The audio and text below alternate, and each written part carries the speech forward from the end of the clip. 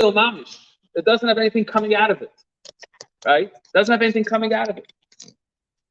So in Hasidus, again, this is just one way to define it. Alma de Iskasia. What does Alma de Iskasia mean? Alma de Iskasia means the concealed world. In other words, it's the world of the potential of everything to exist, the potential of the worlds, but it's still, there's no real reality of the worlds.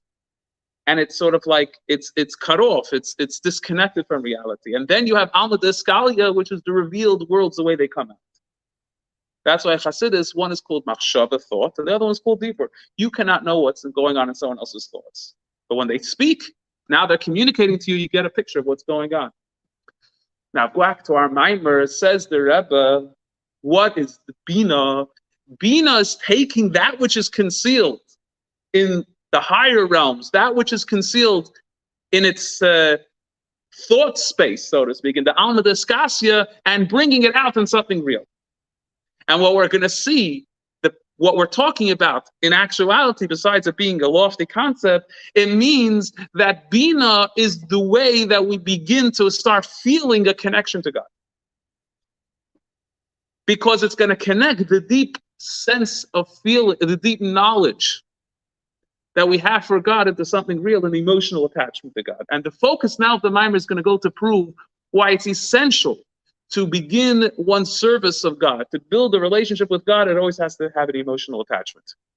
If there's no emotional attachment, there's nothing happening. And just to use an analogy for this, think about it in all relationships. See, people have a mistake. People think that my connection to Hashem is somewhat different than my relationship I have with my spouse. Shir HaShirim, right? The book of songs. What's the book of songs? It's a love song. It's a love song. Chazal tell us that the earlier generations, the Tanoim, when they were putting together the 24 books of Tanakh, they didn't want to put in Shir HaShirim in one of the books. Why? Because they said Shir HaShirim is a love story. Why are we bringing a love story, into the holy books? Said Rabbi Akiva said, if all the other books are holy, Shir HaShirim is Kodesh HaKadoshim, is the holiest of holies. Why? Because it depicts, it brings out exactly what our relationship with God is. God created for us a sense of relationship between human beings, only that through that could we appreciate what's required of us to have a relationship with Him. So let's talk about a relationship we have between a husband and wife. If there was no emotional attachment, people wrote into the Rebbe, and they asked the Rebbe, about how do they know at what point when they're dating someone, how do they know whether or not they should go ahead with it, right? So the Rebbe always said, if there's hamshachas halev, those are the words the Rebbe used, if there's hamshachas halev. Exactly what do the words hamshachas halev mean? You'll have 10 different interpretations from 5 people, right? 2 Jews, 15 opinions. But at the same time, the words themselves already tell you something. There's an emotional attachment. Hamshachas halev means you have an emotional attachment to that person. Because you can't begin a relationship without that. That's fundamental. You have to start feeling something. Your relationship with your parents, you don't necessarily feel. Maybe there's moments, but the relationship didn't start with a feeling. The relationship is. It's natural. That's you. You're a child of these people. Not something you feel. But if you're now working on a relationship, if you want to make the relationship something meaningful to you, you have to start feeling. Now, how do you start feeling? What gets a person to start to feel? That's what this Maimer is all about. And what the Rebbe is going to say is that Bina is the process to start feeling. And the Rebbe is going to argue that it's essential to build our relationship with God is precisely through us getting excited about God. Just like when we date, we get excited about the person, which generates a feeling. Imagine in some circles, actually, they don't actually date. The parents match each other up. That's not exactly how it happens. Maybe the first few months of the marriage is the dating process. I don't know. But whatever it is, however it works, the point is that so at least in the Chabad circles and in other circles, they have They have the first, they go through a dating process. In the dating process, you get to see the person. So what does it happen? You begin to create a certain appreciation and attachment. You start understanding the person. It makes you get excited, right? And through that, you actually then build a relationship. You have Hamshachas Halev. You feel connected. Says the Alter Rebbe, that's the Ev Ba'avad HaLevi Hu. The Levi's job is who? The Levi's job is to take the darga, the level of Bina, which is the level to bring out knowledge and understanding through which you begin to have a feeling and attachment. I said before that in a way this mimer is the essence of Chassidus. What do I mean? Because what is Chassidus? What's the whole point of Chassidus? On this, okay, that's why I said before we can't really be so naive because it's much broader. But on one aspect, the whole point of Chassidus is to make us start feeling a connection to God.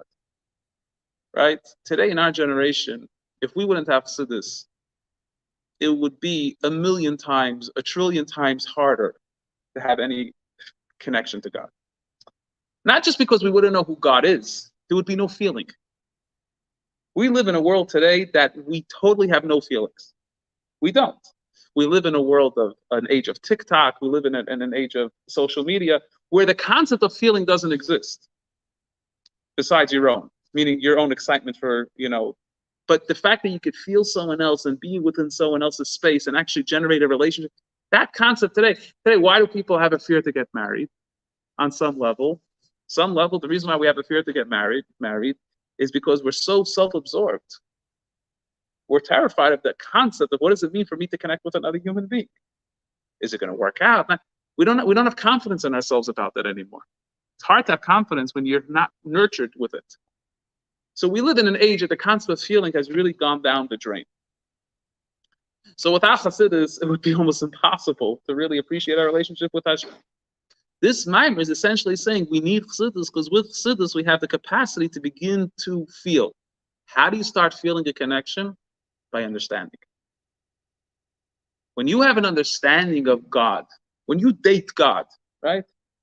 We need to date God. How are we just going to fall in love with God? You have to date God. How do we date God? Chassidus is the dating process. That's why before we daven, we learn Chassidus. Because what is davening? Davening is that moment of connection. How do you start feeling connected? When a husband and wife are intimate with each other, if there's no emotional attachment, it's dry. It's wasteful. The whole point is for the emotional attachment. So if you daven and you didn't learn Chassidus, if you have no emotional attachment, the davening is a waste of time. So first you have to date God. How do you date God? You learn Chassidus. Because through Chassidus you get an appreciation, you have a bina, you have an understanding, you have a recognition of God. And through the understanding and appreciation of God, wow, I want to connect to this. This is something I want to have a relationship with. Today, how do we generate relationships with things? Like I said, there's no real emotional attachment. So we watch maybe something online that gets us excited. And we want that thing because that way we feel we're going to get our validation, acceptance. We get all the good goodies from, we get 1 million views on it, whatever it is, right? We're not interested necessarily in something real and genuine. We're interested in making ourselves feel good, right? But imagine if you understand a value of something and how, let's say, someone explains to you the value of, let's say, someone proposes a shidduch, and they say this girl or this guy is this, that, all of the things you want to hear, and then it's like, wow, okay, now you're dying to meet this person, right? Now you want to spend time with this person. Now it's real to you. That's Chassidus, right? That's the bina. That's the avoid of the Levi. So that's what the Rebbe. That's essentially the point of this mimer. That's what the Rebbe says. In the course of during the mimer, the Rebbe differentiates between bina and chokhmah. So what I want to do for another few minutes is I want to do a little bit more reading of the mimer. I want to get to the point of the difference because chokhmah is also very important in the service of God. And at the end of the mimer, the Rebbe says that the way we generate our bina is through music. So when we daven, it's very important to have musical instruments. It's very important to get in tune through music. Music, the Leviim in the Beis Hamikdash used to sing and play instruments because music provides that emotional stimulation. And therefore it was essential to have music. Mind you, show here, it's my father-in-law was very into having musical events. The davening is always very lively with singing because that is the way you're supposed to daven to Hashem. It's supposed to be b'nei v'chinar, as the Alter Rebbe says over here. Hallelujah. The Seika Shofar, hallelujah, b'nei v'chinar, hallelujah, b'machal. That's how you're supposed to praise God, because otherwise it's dry, it's empty. Right? But let's just read another little bit over here where the Rebbe is going to differentiate between Bina and Chachma. So we're holding on the second, I guess you could say, there's a parentheses, the second paragraph. The Hine, the concept is as follows. We have to know the difference between the intellect of the father and the intellect of the mother. What's the difference between the intellect of the father and the intellect of the mother? So the intellect of the father is referred to Chachma, and the intellect of the mother is referred to Bina. Just to understand this for a second, in terms of a child being born, so you have the semen of the father, which Hasidus explains comes from the intellect of the father, not physically. It doesn't become physically from the brain of the father come down, but the hormones and neurological messaging systems that stimulate the semen is from the brain, right? The excitement that is generated in the brain. So that's the father. And then you have the mother who then has the egg, and then who the 9 months of gestation happens through the woman. One of the differences between the father's intellect and the mother's intellect is the father's intellect is more abstract, more distant, not so practical, as men usually don't get it so well, right? We get caught up in the world, the bigger picture. We're trying to make massive millions, and right? We're running away into the high, reality. We're not very caught up in the reality the way it is. That's the mind of the father. So the mind of the father is very distant. It's disconnected somewhat. It provides, but from a distant way. The mind of the mother, the intellect of the mother is very practical. It's what takes that drop and develops it into a practical human being, right? It's much closer to action, right? The father gets caught up in, a whole bunch of ideas. The mother is the one that makes those ideas real. So that's Moichin the Abba and Moichin the Ima. That's why they're called Moichin the Abba and Moichin the Ima. What's the difference between the two in terms of avodah? So the Alter Rebbe says, Moichin the Abba, Pirish, Moichin the Abba, the brain of the father, hu bechinas hasogas habitul bechinas chachma. That is the concept of where there's a certain grasping of something, but not where you as an individual entity senses something, but as the thing is in itself. It's called the power of chachma. Shehu bechinas koyach ma. Chachma is broken up into two words. Chachma has within it 4 words, right? Ches, Chaf, Mem, Hey. That divides, if you break it up, you have the Ches and the Mem, which is the Ches and the Chaf is Koyach, and Mem, Hey, which is Ma. Koyach Ma means the power of what? In other words, it's a selfless identity. The concept of Chachma, I know this sounds a little different to the way I explained the father before, who sounds very caught up in himself, but the concept of Chachma is, the analogy, let's say, given in Chassidus is, where you have the servant standing in front of the king. When the servant is standing in front of the king, does the servant have a mind of themselves? They have an entity that they say, I exist?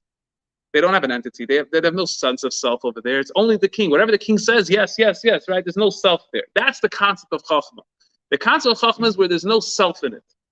It's doing because there is nothing other than what the king says to do. That's the concept of the Chachma. But on the other hand, bechinas crises, it's cold. Chachma is cold. There's no excitement. Why there's no excitement? Because Chachma is precisely this boring entity, right? The person standing in front of the king who has no self, they're not getting excited about, oh wow, the king is in telling me to do something, right? It's like when we're children and our parents tell us, okay, go to the store. We don't get excited. Why not? The great mitzvah doing, because when you're a child, you don't really identify yourself as doing something for your father. You see yourself as an extension of your parents, and being an extension of your parents, you feel you have to do it. It's Kabbalah soil. So since you do it in a way of Kabbalah soil, so therefore there's no excitement in it. It could lead to resentment, which is another side to it, right? But it's a true purity of the way you're doing. You're doing it because this is the way you see yourself. This is me. My parents told me to do something, I do it. I don't think about it, I don't question it, I do it. But there's also lack of excitement. Shehu bechinas yiri, lo yiras boishes. In that contains an emotion, but that emotion is called yiras ilah. It's a very high level of fear. It's called yiras boishas. Yiras boishas means the fear of embarrassment.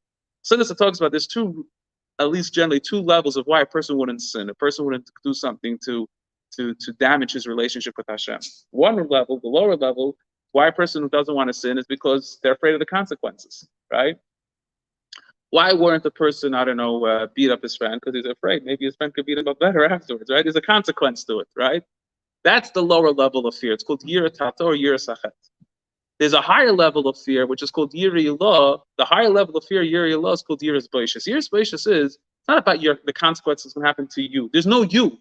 It's just like you just feel like you feel stupid doing something wrong, right? It's like if you're in the presence of, let's say, the Rabbi, some great person, right?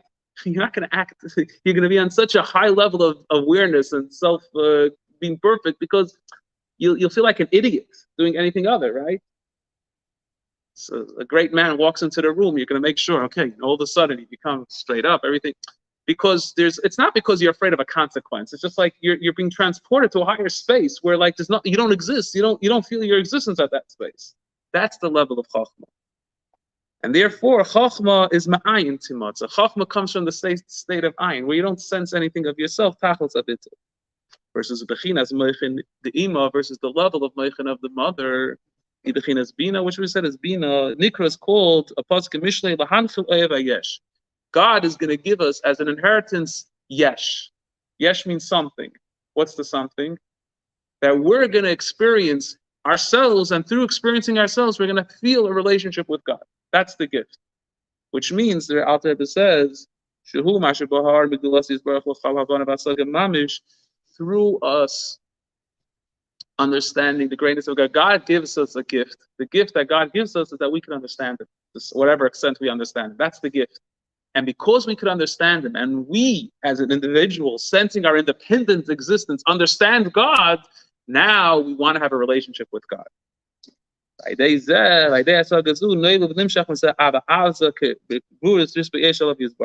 that reaches the Abba Aza, a tremendous love to God, a tremendous feeling of closeness to God, as we mentioned this idea before. Now, what you have over here is these two levels. And just to sort of finish off the mimer, even though the Rebbe goes on to explain another two levels, which are very much connected, Chachma's Shul and Bina's Ratzoi, but the main point is like this. Chachma is where a person does something because they know this is them. This is me. I have to do it.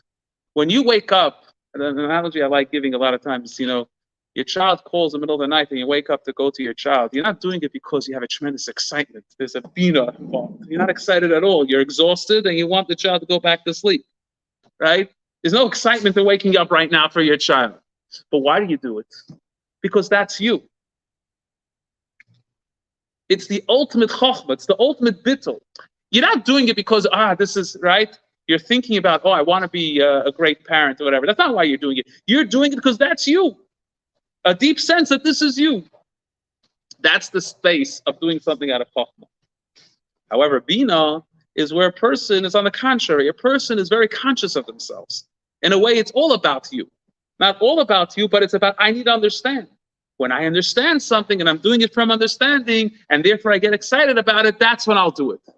So in a sense, chokhmah and bina are two opposites. It's two opposite directions. Chokhmah is you're doing something because that's me. I'm committed to it. I signed up for it. I signed up to be a husband. I signed up to be a mother. I signed up to be a parent. I signed up to be a wife. That's me. And whether or not at the moment I'm excited to do it or not makes no difference. Bina, on the other hand, is not about that this is because I'm signed up for it. On the contrary, Bina is very much like, you show me why I should, then I would. So Bina comes from a space of where I need to understand, I need to get excited, I need to start feeling, and when I start feeling, that's when I'm going to get involved. And the argument that Alter Rebbe makes over here in the Maimer is that what's required at the beginning stages of our relationship with God and our commitment to Torah mitzvahs is where it starts off from Bina and then goes into Chachma. In other words, he asks the question, if Chachma is such a great power, which is basically the ultimate way of serving God, where in a way you're just serving God because you're fully committed. So it may not be exciting, but it's like the ultimate you're in the presence of God the whole time. You constantly feel connected to God because, like in a relationship, sometimes between husband and wife, maybe in the beginning stages of the marriage, you're not going to do something, you're not going to want to mess up in the relationship because you feel there may be a consequence, right? There may be like a consequence of how she's going to react or how he's going to react. But hopefully when the relationship gets a little bit more mature, you realize that that's not why you want to behave, so to speak, in the relationship. You want to behave because you're constantly within this person. You just feel this complete, I don't know what the word bittul, because they don't take it out of the wrong context, but the sense of bittul, the sense of like, this is what I signed up for. This is me. What I signed up for is to be a genuinely good spouse. Right? That's what I signed up for. So you would think that should be the ultimate in the relationship with God. And it is. But the Alter Rebbe argues in order to get there, you first have to have the bina. You first have to get excited. As we said before, you don't just date someone and say, the Kabbalah Soil, I'm getting to marry them. What you need to do is, you need to first get excited about the person. You need to date them, you get excited about them, you build a relationship, as we said before, I'm Shachas Alev. And when you get excited and you see how great this person is, we date God, as we said before, you learn Chassidus, and you're dating God. Through dating God, you begin to feel close to God. And through feeling close to God, now you want to have a relationship. Eventually, the relationship should and will lead to a place of Chokhmah where it's no more about that personal feeling. It's no more about, I love God. But that this is what I signed up for. I'm committed to it, despite what I understand. As I said before, in a relationship also between a husband and wife, and today in psychology, they focus a lot about keep the flame of love alive, keep the passion alive and all that, which is very nice and very beautiful, but that's not the essence of the relationship. The essence of the relationship is not the bina, is not the excitement, is not the fact that I could go, wow, I'm dating again. That you did. The development of the relationship is not to stay in the same space you were when you first got married. Today in our generation, we're very into staying in the same space we were. 10 years ago, we were so excited about ourselves, and now 10 years later, we should still be excited about ourselves. Yeah, there's a point there, true. Every day we go through the battle. Every day it has to be the Ratzei B'Shuv. We get excited, and then but essentially, if we want to really be feeling like we're growing in the relationship has to be an identity that this is me. Not because I'm excited about the person every day. But essentially, this is what I know, this is me. This is where I feel fulfilled. This is where I feel a sense of self. That's where perhaps today's generation is struggling a lot with staying married. Because it's very difficult to stay married when you're constantly trying to live back 10 years ago. Where you think that you've moved to a place where now you're bored, and there's that crisis, that coldness, so to speak, in the relationship, you think that's a problem. But that's only a problem because you never matured in the relationship for yourself to realize, on the contrary, the depth of the relationship is, I'm not saying there shouldn't be excitement in a marriage, that's not what I'm saying, but in where you're striving towards, what you're striving at is that it's a deep sense that this is me. It's a commitment on the deepest level. This person and me are one. Not that I made a choice 10 years ago because I got excited about them, and now today, because I don't get excited about them, I can make the choice not to. As I say, you start off saying, I do, and then a little bit later you say, I don't. That means you never really matured in the relationship. You didn't mature in the relationship. You stayed stuck in the stage one. And you want the stage one to last. It's like chasing your first high. You smoke, you got excited. It was a first excitement, and you want to stay in that first high. And you're always trying to get back there. Guess what? You'll never get back there, especially if you're still chasing that.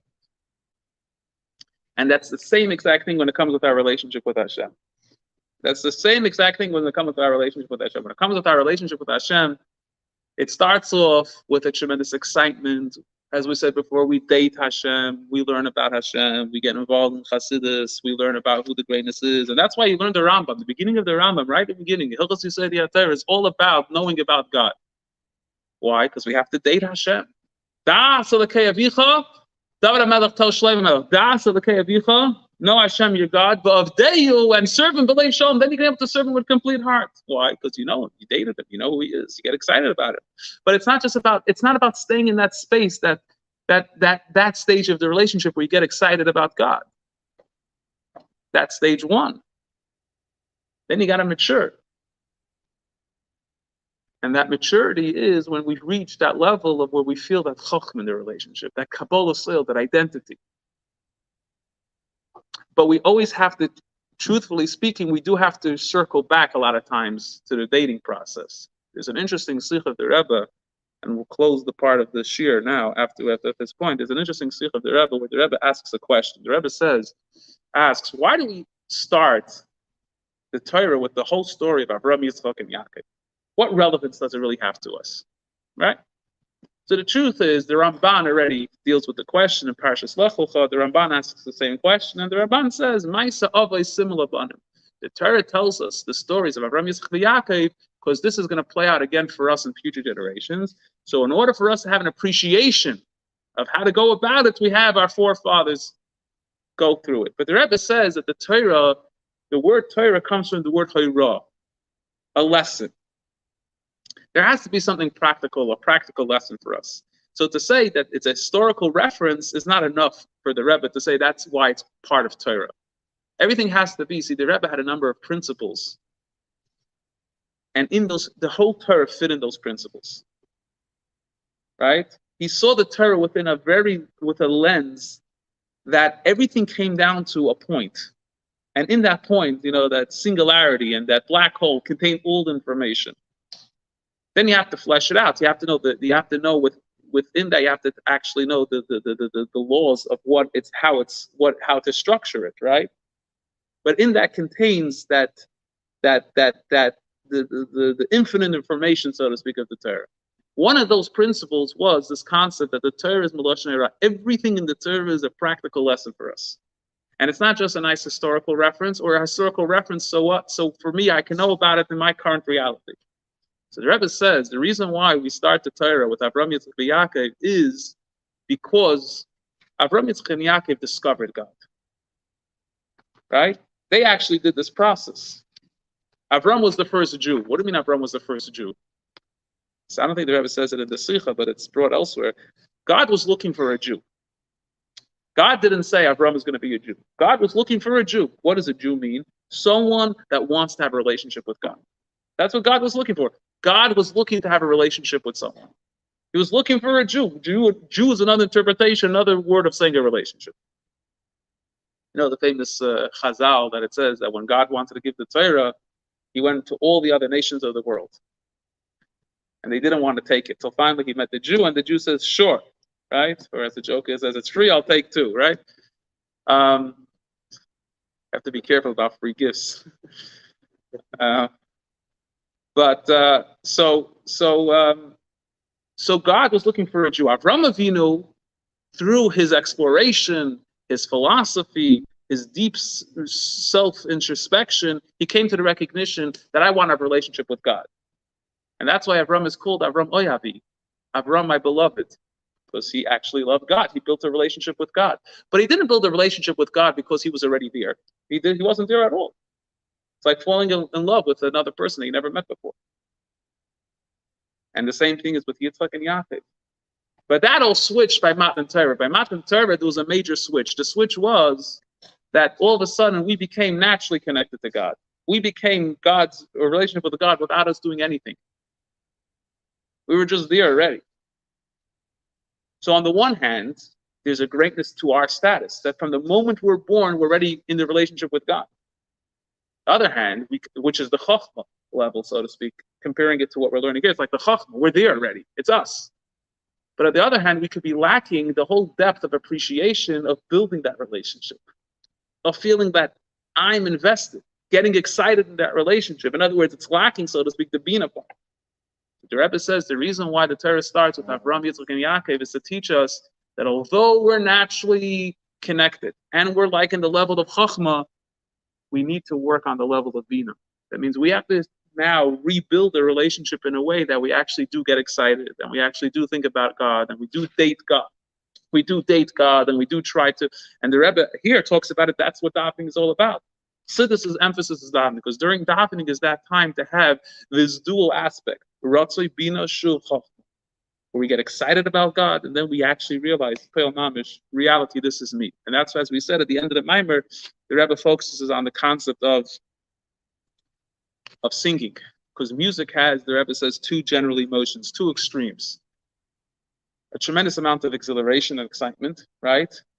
You have like on the notes, you have the majors and the minors, right? You have a tremendous amount of excitement, and then you can have the low, depressing, more, somber notes. These are two different opposite emotions. And the Rebbe says that in singing, in music, being that these are two opposite emotions, these two opposite emotions come together during davening. And when you have these two opposite emotions coming together, you stimulate your emotional connection to God. So maybe a tip when you're dating, if you want to really maybe see if you're emotionally connected, put on a good song or start singing. It's maybe a tip that could be helpful. Actually, when I'm sure my wife, I hope she doesn't mind just sharing this point. I don't think it's a big secret, but we were dating, so one of our last dates. So I was telling her, it was very overwhelming because you feel very connected to a person and you know that this is going to happen, but yet at the same time, you're a little bit, you're very hesitant. So I said to her, I wanted to listen to a song that I felt very, I appreciated very much. So we listened to the song together, right? So maybe subconsciously, that's taka good advice. You're really questioning your connection. Maybe listen to music together. Maybe somehow, if it's the right piece of music, you could generate a relationship. The music generates that relationship. That's davening. Davening is with song. Just historically, actually, just for purely entertainment purposes, what's implied from this mimer, at least at the end, is that we should daven with singing, and perhaps even musical instruments. And truthfully speaking, halachically, it seems like they used to have musical instruments in shul.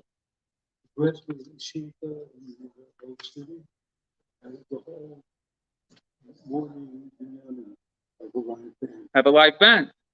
And in fact, it's actually a question. It's actually a question brought in halach and for Shabbos, whether it's permitted. You're not allowed to play an instrument on Shabbos because of the concern that it may break, and if it may break, you may want to try to fix it. So the question is, could he have a non-Jew play the instrument on Shabbos? Is that a problem of Amir L'Nachri, telling a Jew, a non-Jew, to do work for you on Shabbos? It's only a D'Rabbanan. Halachically, you could have a non-Jew playing the music. What happened was, historically, is that because the Christians adopted it for the church, and then the Reform decided to grab on this idea, and they used it as their catch. So the Rabbanim at the time, the Chassam Sofer was and the Divrei Chaim of Tzanz came out very strong against having any music control, because they were fighting at the time the Reform, and they had to sort of create a certain distance. So if you look at the letters, the Tshuvos of the Chassam Sofer and the Divrei Chaim, they're just a number of those. Others also came out very strongly against music, but really the proper way that's why today some people have, let's say in mine, when my father-in-law has a musical hall, people say, how could it be? We're not supposed to. Today we're not fighting the Reform. But the point is that really the proper way to daven, what? We're fighting much worse, exactly. So really the proper way to daven is to remember seeing they had it was going around WhatsApp, I think, of like a shul in Eretz Yisrael where they have trance music. People are davening, like they're really flying high and davening. So there's certain beauty to it, right? It's a way of, first of all, it's a way of utilizing the physical reality, the physical elements of this world for something holy, but also the concept of music is a very powerful thing. So again, this is the end of the sheer part. The point of the mimer here is we have to date God, we have to get excited about God, and through getting excited about God, and we get a feeling for God, then we could eventually reach the higher level of the relationship with God, which is that Kabbalah soul part of the relationship, which is essential and fundamental in our experience. L'chaim. L'chaim.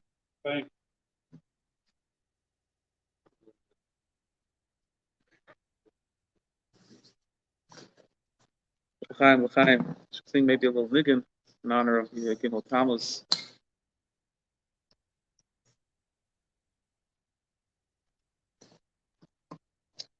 I don't want to tell him from the kitchen.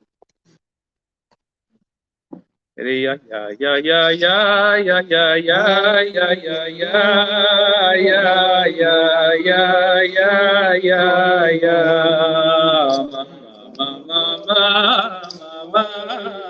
ma tere ya ma ya la tere ya ma Ayada, ayada, ayada, ya mama, mama, mama, mama, ya elada. Ya, ya, ya, yada, yada, yada, mama, mama, ya, yada, yada, yada, ya, yada, ya, yada, mama, mama, ya, yada. Ya, ya, ya, yada, yada, yada. Mama, mama, ya, ya, ya, ya, ya, ya, ya, ya, ya, mama, mama, ya, ya, ya,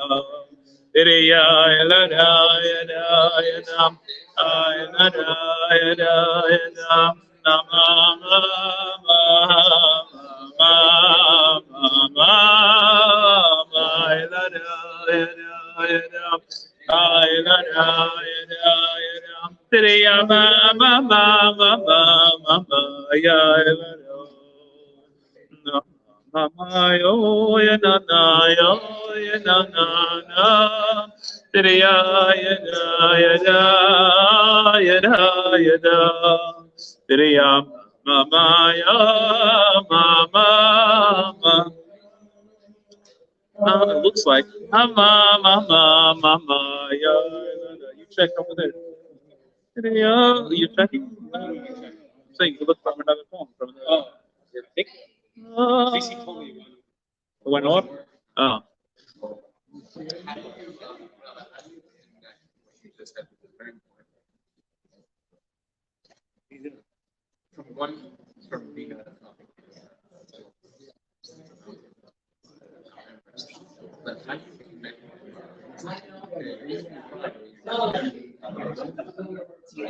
Boy,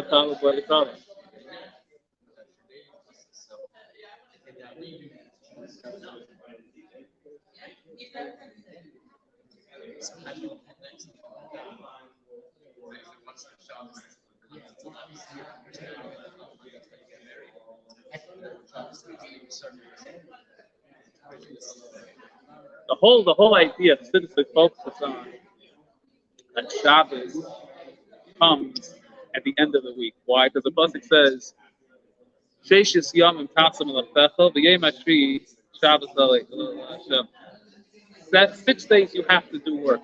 That means you have to work on the relation. It's not that you're disconnecting. No, it's talking about refinement. It's talking about getting ready, right? It's about making the effort. You don't just come to Shabbos. The Gemara says that Misha Tarach be'erev Shabbos yochel b'Shabbos, right? Whoever worked hard on erev Shabbos will eat on Shabbos, which means. So this explains.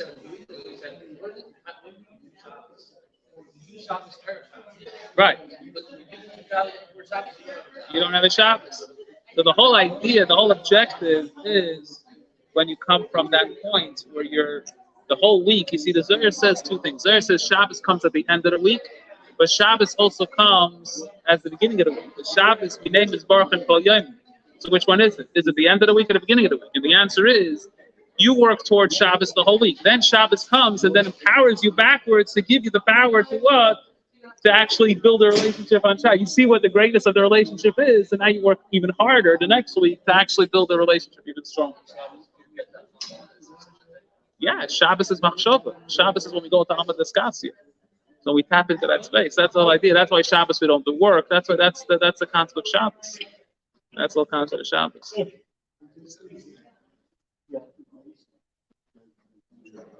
L'chaim.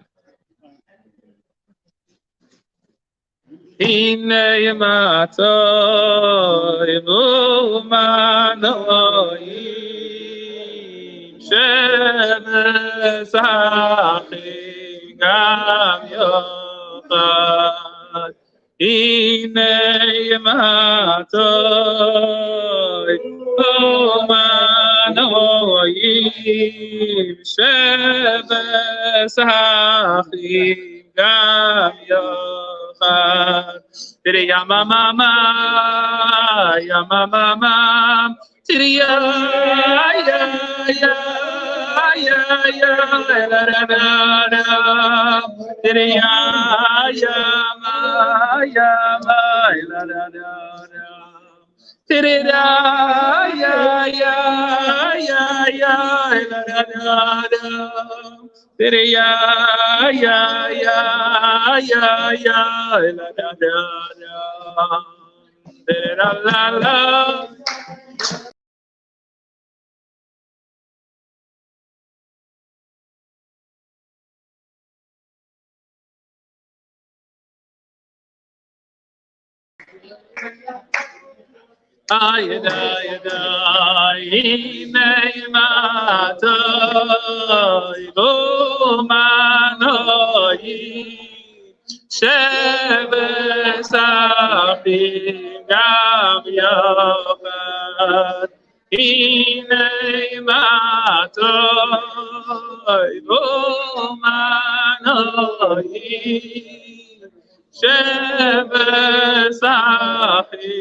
Gam Yochad, da-da-da-da, ya-da-da-da, Tiri-ya,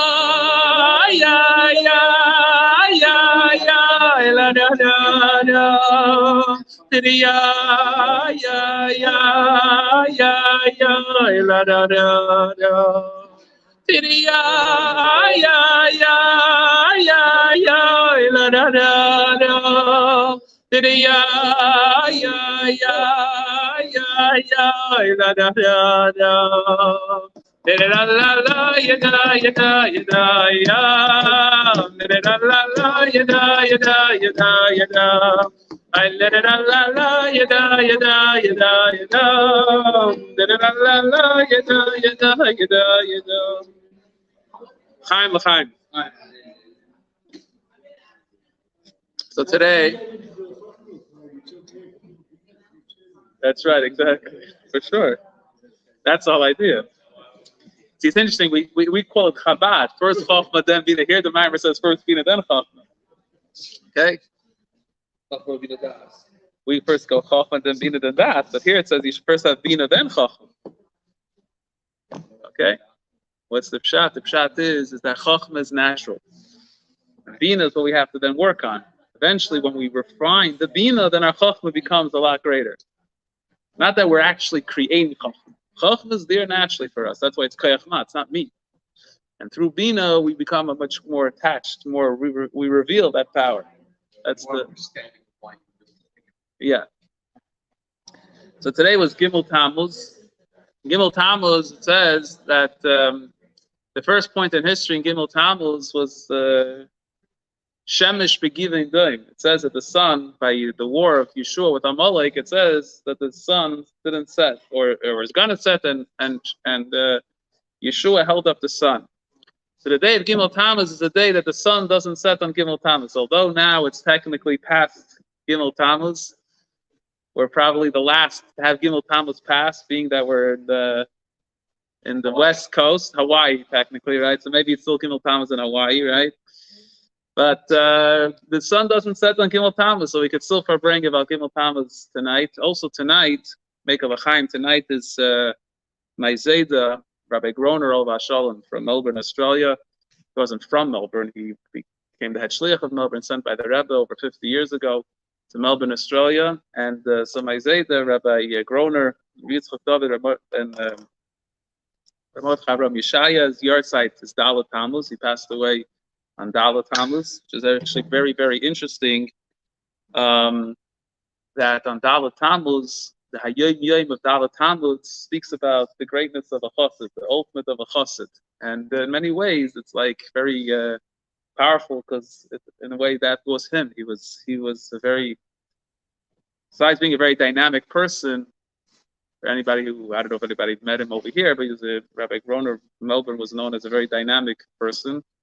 And a great Talmud Chacham, and a great Chassid, And he gave up his life for shluchus. He moved to Melbourne, Australia. At the time, Melbourne, Australia was a desert. There was nothing Jewish really. There was maybe 2 or 3, 4 or 5, I don't know exactly, 4 or 5 families, but there wasn't that much Judaism. And he came there and he infused Judaism in the desert. And that was going away from completely leaving his home. And then my grandmother, there's a famous letter where my grandmother writes to the Rebbe after being in Melbourne for a period of time, sort of complaining, what am I doing here? It's so hard. I have to take care of kids. My husband is out the whole day, and I don't know anybody here. I'm living, and who's the captain of the ship anyway? And the Rebbe writes back to her a very powerful, beautiful letter. It's been printed in different languages. It was an answer given in English, 3 or 4 pages. Very, very beautiful level. That obviously the captain of the ship is the Rebbe, meaning the Rebbe says a previous Rebbe, but he means the Rebbe. And the Rebbe explains the greatness of going on shluchus.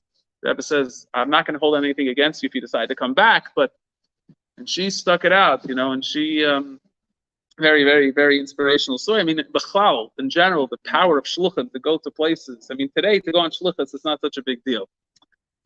It's still a big deal. I shouldn't say that's correct. That's not correct. It's still a very big deal. To go on shluchus still requires a big mesiras nefesh.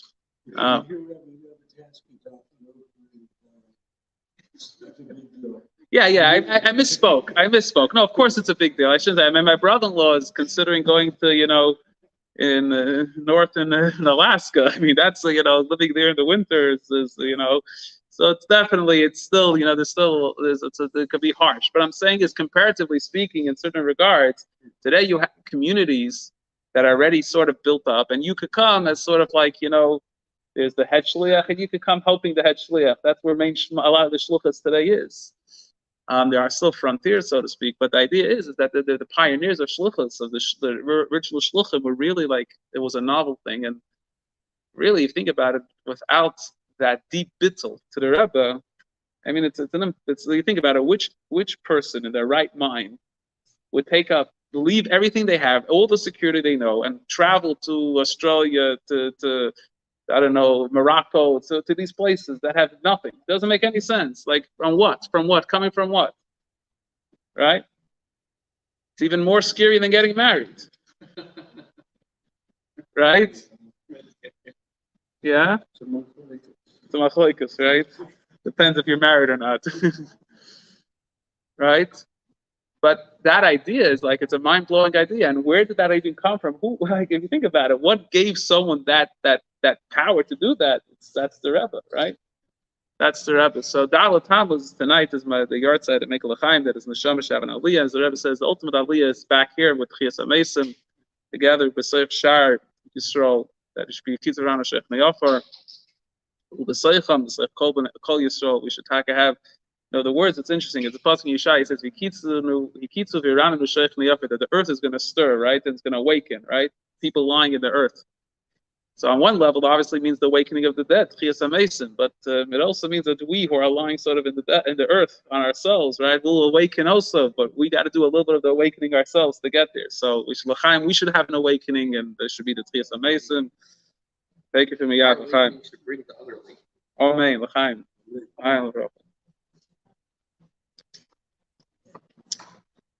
To speak about Gimmel Tammuz, you're talking about the Rebbe. It's you could go 2 approaches. You could talk about the greatness of the Rebbe, which obviously you could go. We say in Nishmas Chachai that afilu ilu malei finu. If we even have all the availability of the words of ours will be as much as the water and all that, we still can't come close to start, describing the greatness of Hashem. And when it comes to the Rebbe, obviously, in terms of talking about the greatness of the Rebbe, it's on some level similar, right? How are we going to start discussing the greatness of the Rebbe? And that's not because the Rebbe as a person, we're saying we can't discuss the greatness. The Rebbe is not a person. What do I mean? The concept of a Rebbe is not a person. The Rebbe we spoke about Chochmah before, right? The Rebbe is constantly in Chochmah. That means there's no existence. When the Rebbe starts thinking of himself or thinking that he exists, then he's not Rebbe anymore. You understand? A Rebbe is not someone that thinks of himself and then becomes a Rebbe. A Rebbe is someone that doesn't have an existence besides being a Rebbe. which means on a deeper level, the concept of the Rebbe is that there's a chassid. There's no chassid, there's no Rebbe either. There's actually a story mentioned of one of the chassidim of the Rebbe Rashab. He was actually a friend. They grew up together. They were childhood friends. He was known as the Palatave Rav. He was the Rebbe of Palatave, big Gaon, and he grew up together with the Rebbe Rashab. I think that's what it was. They grew up together as kids, and there's a story behind. I think it was by the wedding of the Palatave Rebbe, or the Rebbe Rashab, when he was making a wedding or something. Palatave Rebbe was there. And the Rebbe Rashab told him to say over Yechidus that he had with his father, the Rebbe Marash, the Rebbe before the Rebbe Rashab. The Rebbe Rashab was the 5th Chabad Rebbe, and his father, Rabbeinu Shmuel, was the 4th Chabad Rebbe. So I think I may be mixing up details over here. But either way, somewhat at that Yechidus, the Rebbe Marash told the Palatave Rav, he said that if a chassid is not a chassid, the Rebbe is not a Rebbe. In other words, this concept of a Rebbe being a Rebbe is not that there's a person who's climbed the ladder and became a Rebbe. By a tzaddik, you could say there's a person that climbs the ladder and becomes a tzaddik, right? So there's sort of like a progression, a level of getting higher and higher. It's like the Rambam writes. The Rambam in Meir Nevuchim brings down a number of opinions about prophecy. Is prophecy something that is natural, so to speak, that every person could obtain? Is it something that's a gift from God? How does it work? So he brings, well, anybody can obtain it. So the Rambam brings 3 opinions, 2 philosophical approaches, and then what he believes is the Torah's opinion. One philosophical approach was, or the philosophical approach was, that any person could tap into it, right? When you refine your mind to the level of what, let's say, Aristotle called the active intelligence, so then you're in tune with prophecy. That's prophecy. And the Rambam rejects that. And the Rambam rejects the other way of thinking, that it's just purely, God deciding to give you a vision. The Rambam says, what is it? Man working on himself to the ultimate that man could.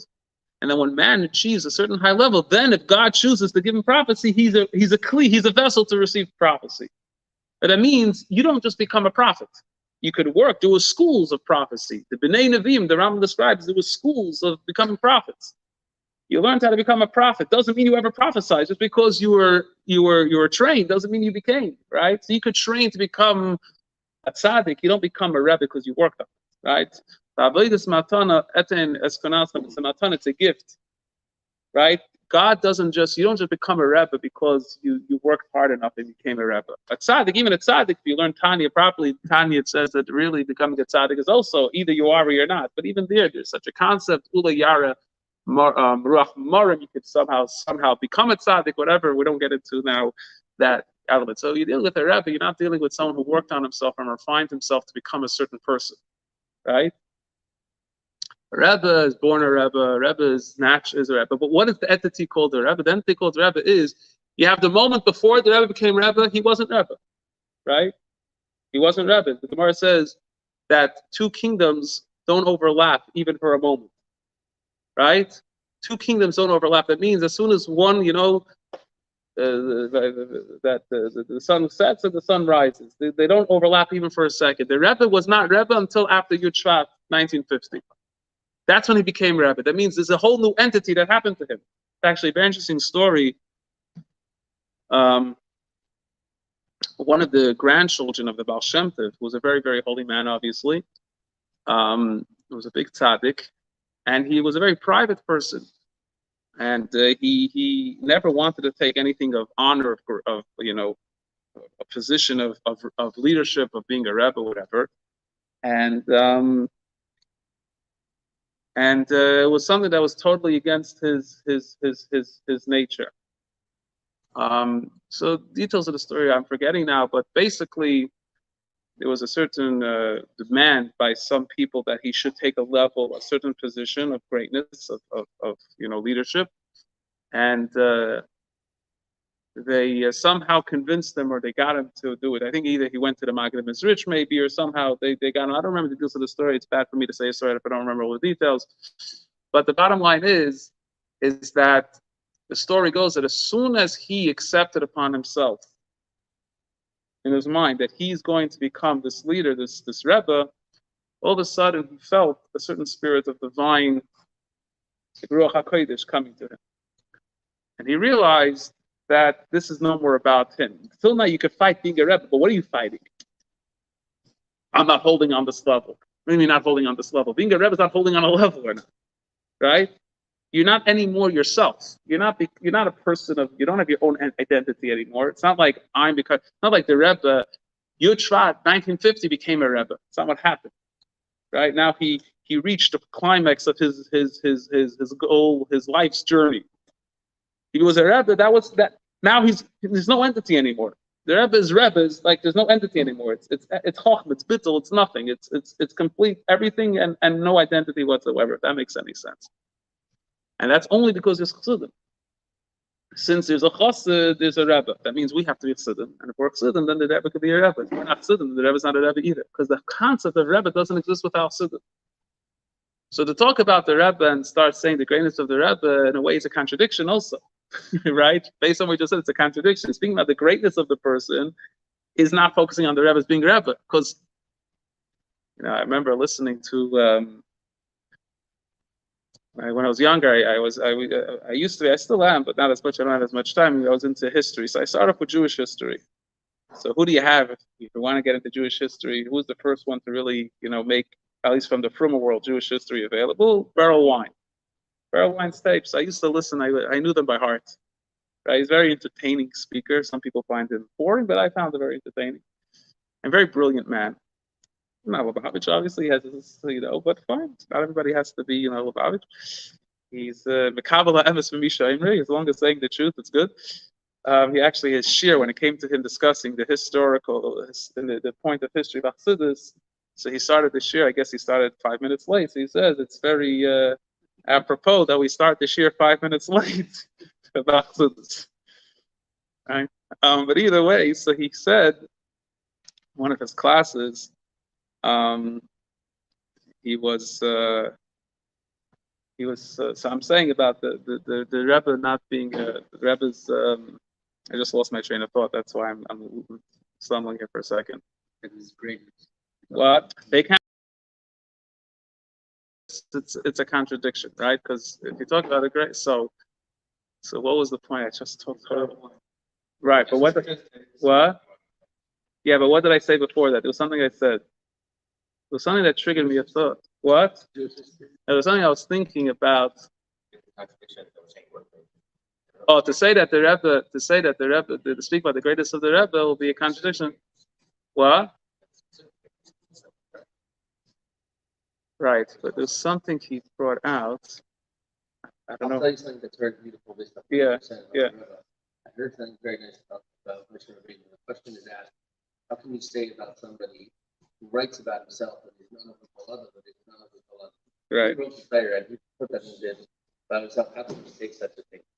In order to answer that, the question is asked, how can Moshe Rabbeinu be a nana if he knew that he was holding on a level that he can go and see Hashem, and he's the only one in the history of the Jewish people to be able to do that? How can you hold of yourself as a nana? You can't go there and hold low of yourself and realize you're the only person that's ever going to do it. It's impossible. So the basic answer is that Moshe Rabbeinu considered himself a plea that Hashem was giving the Torah through. It wasn't actually him. It was Hashem. He was just that messenger. Now, why was Moshe not of the Adam? Because he felt the reason I'm so great is because I have the ability to say Hashem. Therefore, I'm able to be so great. And he compared himself to the Jews of the generation of before times of Mashiach. And he says, they are so disconnected from the relationship with Hashem, and they can live a level of Torah. Imagine how much greater than me they would be if they were able to have that experience, that one-on-one intimacy with Hashem that I had. They'd be that much greater than me. Right. That was his level. And the same thing with the Chassidim and the Rebbe. Right. You read, look how much Rabbi was Abu Yisrael in the sense he gave the parents the holy. He looked at us as in, no. You're so disconnected and don't have that relationship. And look how great you are. And therefore, if you had the experience that I had, you'd be greater than me. Right. It's the same exact thing. Right. Exactly. Right. There's a sikh of the Rebbe that brings out this point, this concept that you just said about Moshe Ara B'Kol Adam. It's on Vayikra, because the Vayikra is a small aleph. But what I wanted to say, I remember the Ishkaya for Yeshir, I wanted to say about Beryl Wines that he says over there that Rabbi Akiva he says, this is his peers. It says Rabbi Akiva is the whole Torah Sheba'al Peh, the Kula Liba the Rabbi Akiva. The Gemara tells us in Sanhedrin that all of the knowledge of Torah Sheba'al Peh is Aliba the Rabbi Akiva. So he says, why is Rabbi Akiva the one that stands out? There was a lot of great leaders. There was a lot of great people. He says, because Rabbi Akiva was the one who started learning at 40. He says, you see of all these other Gedolim, he said, the Vilna Gaon, by the age of 12, he knew Shas already by heart. He says, so you feel you're disconnected to such people, right? It doesn't make you feel confident that you can sit and learn, right? Older Rabbeim, you read about them before they were 2 years old, they knew Tanakh. You're like, where do I start and have any connection to such a person, right? For Rabbi Akiva, till 40, he was an ignoramus. He knew nothing. And he saw, right, in the story that he saw the drifts going into the rocks and making the rocks crack in the holes. So why was I thinking that point that he made? Because I said, when we look at the Rebbe, we're looking at the greatness of the Rebbe, like, as an individual, he far surpasses us as individuals, right? Because as a human being, he's like, at the same time, you realize if he's a Rebbe, of course he should be that way. Not because of his greatness as what he achieved for himself, because he's a Rebbe. A Rebbe means that naturally he knows the whole Torah, he has prophecy, he has all of these things. That comes with the package, so to speak, right? So on the one hand, you can't compare yourself to him because of his natural greatness. On the other hand, his whole greatness is because he's a Rebbe. But the Rebbe was also, before he was a Rebbe, he had these greatness also. So you can focus on the Rebbe's greatness, so to speak, as an individual.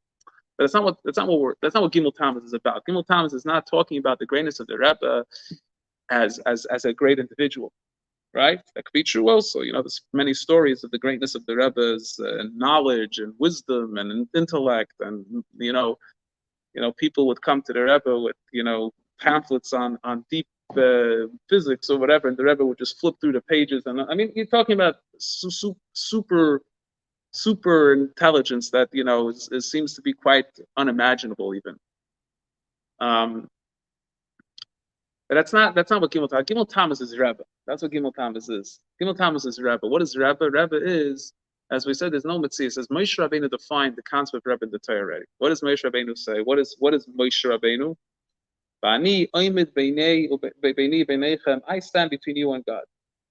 In the words of Hasidus, Moshe Rabbeinu is the mechuber, the memutza mechaber. He's something that brings together two things. There's no self involved, right? There is an entity that allows for two things to come together. Moshe allows the Jewish people to connect to God. Not because Moshe is a third party. Moshe is a zero party. It's like when sometimes you have a corner, the corner of a wall, of a room. The corner combines the wall going this way and the wall going this way. But does the corner have an existence for itself? There's no existence of the corner. Hey, you could put a corner piece in, right? But right, there's no entity, there's no identity of the corner. The corner only exists because you have the two walls coming together. If you don't have the two walls coming together, the corner is not a corner. That's Moshe Rabbeinu. That's a Rebbe. The Rebbe is a memutza mechaber, which has no identity, so to speak, of himself. His whole identity is bringing Jewish people connected to God. And in the mimer that we have of the Rebbe, the last mimer the Rebbe gave us, the famous mimer Vata Tetzava, the first half of the mimer, the Rebbe there highlights this point. And the Rebbe says there that the whole concept of a Rebbe is to bring out the essence of the Jewish person. That's the whole point. There's a number of questions that the Rebbe says. The pasuk says, "Va'ata Tetzava, you Moshe should command the Jewish people, right? They should take for you, they should bring to you this pure oil. Kasas lamor should be broken down, it should be pulverized. Lamor for an luminary." So there's a number of questions. One of the questions is, why does it say kasas lamor? Just say kasas lahor, that it should be crushed to be able to shine. Well, lamor. Lamor means a source of light, not light itself. So the answer brought in the mimer is because essentially the point of being crushed is that through being crushed, we enter into the state of self. It's a very powerful concept. Just to use an illustration of this concept. Let's say going back to relationships. By the way, when we switch our paradigm with our connection with Hashem to be a relationship, the whole thing changes.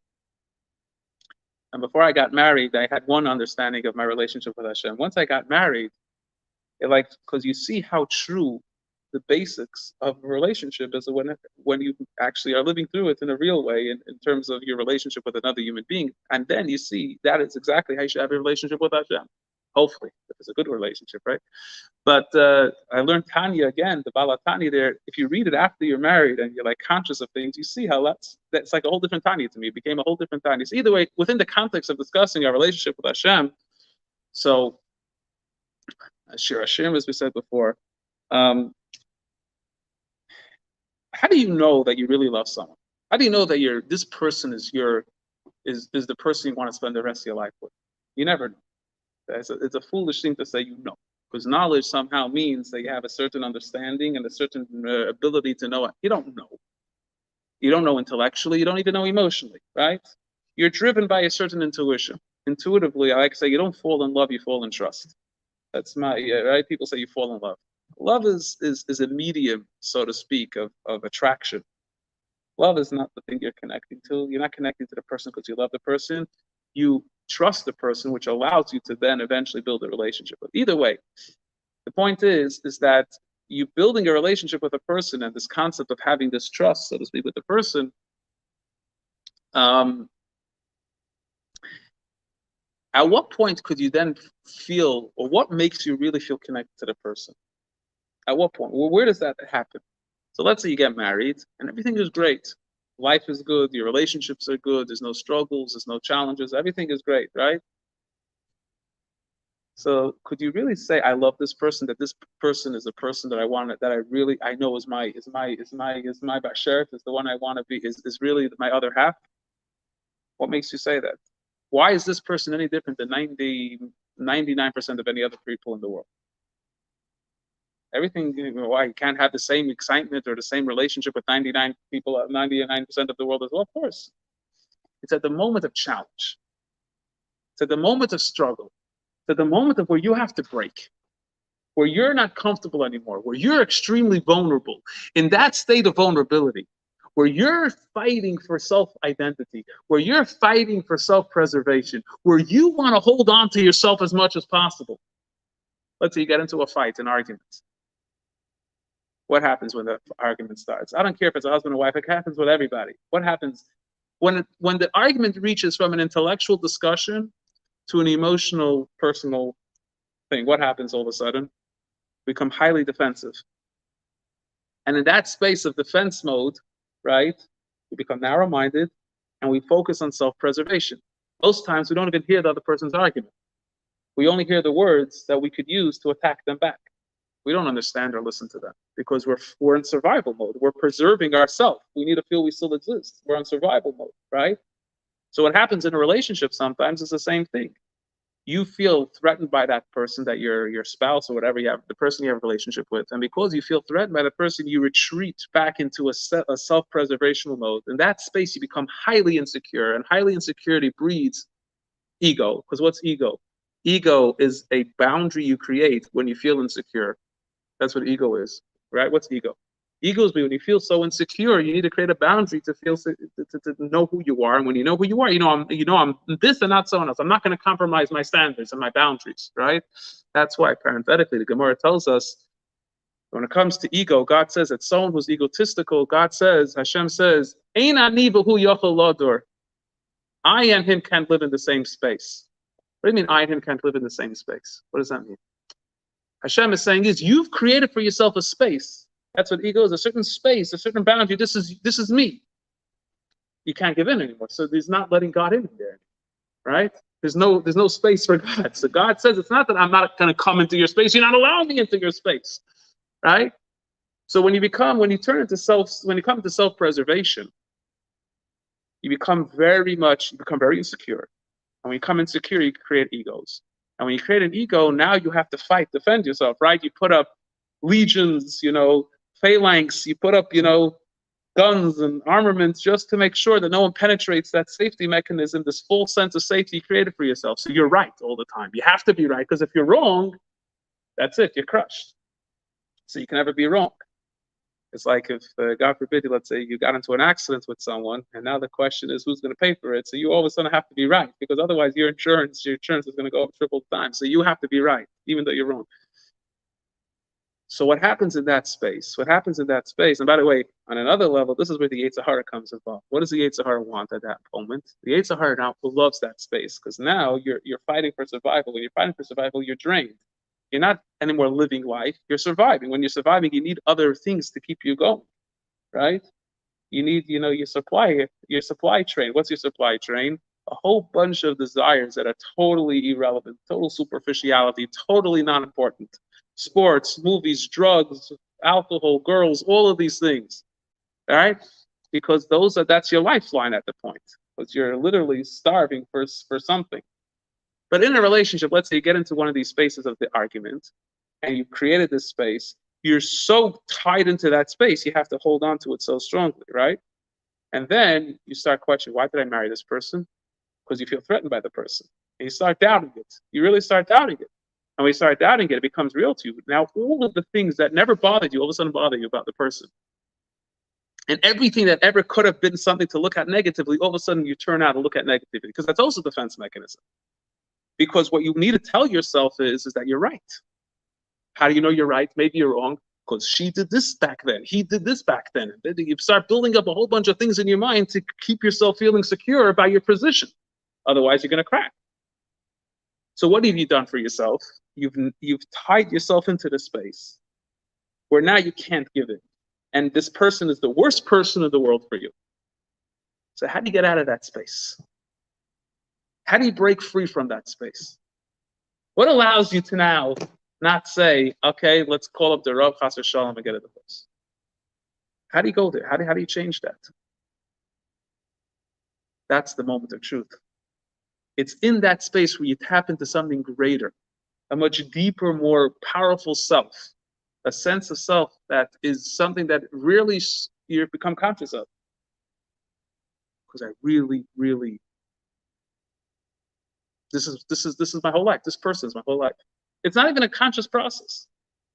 You want to work on it because you deeply sense this is the person you want to spend your life with.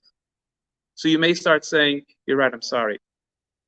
Maybe not at that moment, maybe 5 minutes later, an hour later, a day later, 2 months later, but you'll eventually feel safe enough to say, why? Because you want the person. This person is there's something much greater to you. In that moment, you know you love that person. It's in that moment you know that you really, truly had a connection to that person.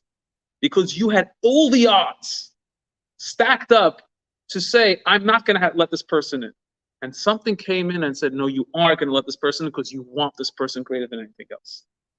That's Kosus Lamor. Kosus Lamor means you're so crushed. All you have is the pits, right? Everything is broken down. There's no real security with anything. And in that space, you have to ask yourself, so who am I? In today's generation, we're living in a generation of identity crisis. That's really where we're living in. That's my whatever. I bring a lot about this. We're living in identity crisis, starting from whether a male is a male or a female is a female, and ending with a question about whether there's any intelligence. Everything is artificial intelligence, right? The AI today. That's the whole gamut of the issues today is rooted, in my opinion, based on identity crisis, right? And it's very much the case because by Mashiach, when Mashiach comes, what's Mashiach? Mashiach is where we're going to be that Kosus Lamor, where we're going to recognize our true identity. So first we have to crush any identity we ever created. Right? That's AI today. AI is, you thought you're great. Why? Because you're a computer programmer. A computer could do a better job than you today. Now, maybe you can still do that. I don't know, but right? You thought you're great because you could perform a piece of music beautifully. Now I could do better than you. Right? What value do you have anymore? Who are you? Well, who are you today? You're nothing, right? But why do you think you're nothing? Because what identity did you build up for yourself? What did you think? Who did you think you are? You thought you were a computer programmer. You thought your identity is a great musician. You thought your identity is, I was speaking this week to, I don't know what officially the group is, but by so-and-so. And I was saying that I saw this article that this that they put into the AI. They typed in to give an image of the most beautiful man and beautiful woman. And the image they came up with is an image that is almost impossible for any human being to really look that way. The Hainu. There's another whole side to this, which I'm not going to get into now, but people have this need to look a certain way today because that's the way everybody, right? And I think it's fake, right? So now you look at this and you think to yourself, you can never be this image. You can never be this type of entity. So that further questions yourself, and it further makes you feel worthless, right? In other words, this whole nature of the AI today has created for us a deep, deep question of self-identity. What value do I have? That's why people are terrified that the AI is going to come, right? Artificial intelligence is going to take over the world. Human beings are not going to be necessary anymore. The question is how much green gases is it going to cause? That's really the question. How much is the climate going to change as a result of AI? That's what the real question we have to find out over here. But before they get involved with this, right? That's the fear. Why is that the fear? Because we think of ourselves in terms of artificial intelligence, right? How do we value? What do we think our value is? Artificial intelligence. Why could a scientist tell us today that they think that that the human intelligence today is going to one day be outdueled by a machine? Because they look at intelligence as artificial intelligence. So if you're looking at it as artificial intelligence, a computer could do a better job. But that's not who we are. We're not artificial intelligence. That's not who we are. So we're in a crisis process right now. We're going through that crush space. The space I described where the spouse becomes crushed, right? Where they come into defense. We're living in a highly defense. So what does the computer programmer say today? Computer, all AI is a whole bunch of networkings of everything that already pre-exists, but they can't come up with anything new. That's a defense mechanism to still think you're of any value to society today, right? And the argument is that they'll also get there, right? But why do you do that? Because you feel the pinch. You feel your identity is being squashed, right? So this concept, the Mimer says about Kosis Lamor, the concept of Kosis Lamor essentially is saying, what's Kosis Lamor? Kosis Lamor is that you're so squashed, your whole identity that you've built up for yourself is, I mentioned earlier when we're talking about in the Shir and the Mimer that we live in an age today where there's no emotion. We're emotionless people. I don't mean emotionless. Of course, we get down, we get it, right? I mean, most of America is living on pills because they're depressed. So there's emotional issues, right? But the point of what I mean is, what does it mean that we're struggling with emotions? Genuine emotions. Emotions for real things. Deep emotions. True deep feelings. Today, if someone has true deep feelings, at least amongst the males amongst us, somehow we think they're feminine, right? Because we're so disattached from what it really means to feel. We're connecting to the superficiality of Facebook and all the social media outlets today that disconnect from any emotional connection. But in a certain way, we have to disconnect from that space, because if we would really feel about that, if we really be in tune with it, we would all be depressed. Because this identity crisis is so powerful today. It's such a real. It's forcing us to ask ourselves, who are we? So it starts off with the question: is a male or a female? Someone told me today that there's like societies that dress up as animals. So now people want to become animals. No?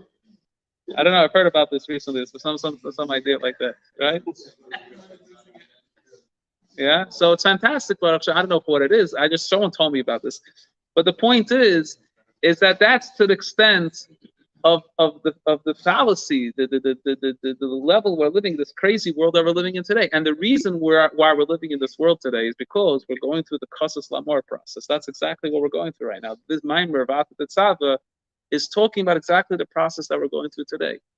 In order to forge the true identity, as we said before, when it comes to a relationship, in order to forge that true identity, the way to forge it is only when you're at that crushed space. To say I love you when everything is great means nothing, right? The first few months of the relationship where you love each other because you just met each other and you feel so good about the relationship is nishkenai, is no proof that you're actually in love, right? Like I have students who they're dating and then they get engaged. And so by us in Chabad, we try to distance the relationship in the engagement process. So the boy and the girl don't see each other too often, maybe once a week, whatever, how it works. I had one of my students from many years ago tell me, he said, I can't. I really want to see her. Like, it's not fair. I really love her. I really love her. I said, don't fool yourself. You don't love her. Right? I said, you only love yourself. Let's be honest over here, right? But that's essentially we're deluded from this, right? We think we're in love when we're in love. Right.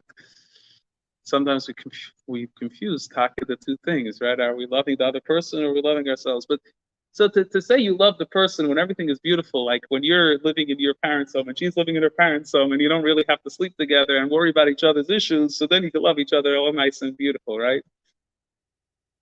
You have certain situations, let's say, where the husband has to go on business every other day he's out on business, and his wife has to stay home with the kids. So they say they have perfect shalom bayis, right? That's where you can have beautiful love because you don't have to really see each other. That's not where love is. That's not where you find relationship. Relationship is, that, like I said before, where you get to that crisis stage, where you get to that stage where you're truly, truly struggling, and you're really you're pinned into that space of where you're like. You have, like I said, you create this ego out of insecurity and you just totally feel like I can't. And you say, no, I want this. That's how you know you're loved. And that's the stage we're going through right now. This is the stage we're going through right now. Everything right now is telling us is for sure drop God, which is many have done, right? The concept of God is dead is already 100+ years old concept, right? It's like you think about it, just to get off for a second parenthetically. It's like you look in the secular world, they talk about these thinkers, these philosophers of the past 150 years, especially with existentialist thinkers like Sartre and others, that the big geniuses, they're such a genius because they discovered such a deep truth of reality. What's the truth of reality? The truth of reality is that you sense, everybody senses that there's a meaning to life. So what would be naturally the sense of meaning and purpose? God. No. We can't hold God anymore in the picture. So we have to deny God. So we deny that there's an essential truth to decide that we make our own meaning. Now, there's a problem with that. If we make up our own meaning, who's making us feel that we should have a meaning, that we should make up our own meaning? Maybe there's no meaning to begin with, right? But they're big geniuses. Why they're big geniuses? Because they provide for this need to disconnect from God because of this identity crisis, right? And to build up. Who said there was really a God to begin with? Who said there's an Eibishter? Who said that this is all true? Maybe it's a whole bunch of nonsense. And they'll bring you proofs. Exactly the case where your wife is upset at you and you don't know what happened and you're struggling with self-identity. We build up in your mind a whole bunch of questions, all the scenarios where you thought, whoa, she was wrong and so you're again saying maybe she wasn't the right one. So when you feel pressed, that you feel pushed, you start coming with a whole bunch of different explanations. Maybe there is no God, right? Some people have this struggle also with their relationship with their Rebbe, right? Like, is the Rebbe real? Right? I wanted a bracha and I didn't get the bracha, whatever it is, like when we come pressed into that negative space, all of a sudden, the truths that we held strongly all of a sudden fall away, right? Because now self-preservation kicks in because we don't know who we are anymore. We feel so threatened that we need to hold on to anything, and we begin to create rationalizations to that negativity by start denying truths that we accepted. As like a person who's suffering with certain elements, and it's like saying, because they feel so broken, because they, let's say they're struggling tremendously with, I don't know, they have a certain addiction. So because they're suffering so deeply with the addiction, and they feel so bothered by it, so they become so defensive about it that they start saying, there's nothing wrong with this. What's wrong with what? This is perfectly fine. And everything else that they held true before then becomes the lie, right? Everything they held true before them becomes the lie, because you need to hold on to this, right? Like I say, people who are suffering from different ailments today or different unhealthy things, either they try to find a pill that will cure them, or they write a book explaining why it's okay, right? That's that need to deny that truth. It's the need to deny this truth. So the concept here is that crises l'amor, this concept of crises l'amor, is this idea of where a person truly understands and recognizes that who they really are. They come to a recognition of truth of who they really are. The Gemara tells us that Lo ivra laila ela legir. So the Gemara in the Gemara in Eruvin says that night was created to learn. And the Rambam says, Adam loimed reiv chachmasei balaylis. A person learns most of his knowledge at night. Most of his wisdom is at night. There's a problem with that because elsewhere it says that a person has to sleep 8 hours a night. So how does it work? So maybe when you're dreaming is when you get, a higher level of consciousness. But I was once thinking about it, and I said, what does it mean a person learns most of their wisdom at night? What's night? Night is also a certain metaphor. It describes something. What's night? Darkness. What's darkness? Darkness is the space of confusion, insecurity, doubt, right? You walk outside at night and, especially in a wilderness and there's no lights, where it's really dark, you're confused, you're frightened, you're terrified. The inner self, the inner security, the anxiety of being, eaten up by a lion comes in, type of thing, right? So in that space, who's the person, what the person is completely in a state of insecurity, right? That's why the Gemara says in Halacha that a person who's walking outside at night and he sees his friend, let's say, ahead of him, he's not allowed to call out to him because he could terrify the person, right? Because a person at night is in a terrifying state. So what does it mean? Adam loimed reiv chachmasei balaylis. So here chachma means the concept of chachma that we learned in the Maimer, that deep sense of self, that Kabbalah's ill sense of self. Because where do you truly learn about yourself? Where do you truly learn about your chachma? It's balaylis. It's when you're in that space of the darkness. It's when you're in that state of confusion. That's where you find out who you truly are. That's the kasas lamar. That's the first half of the Maimer of Tzava. First half of the Maimer is describing that we're broken, and who allows us to fully get to that space and not get at it, not who gets us into that space, who allows us to tap into the deeper space, to say that despite all of this doubt and confusion, I know who I really am. That's a Rebbe. A Rebbe, as we said before, a Rebbe is not a self-entity. A Rebbe is a Chassid. Rebbe is one thing. Without a Chassid, there's no Rebbe. Without a Rebbe, there's no Chassid. What does the Rebbe do? The Rebbe comes along, and the Rebbe is your essence.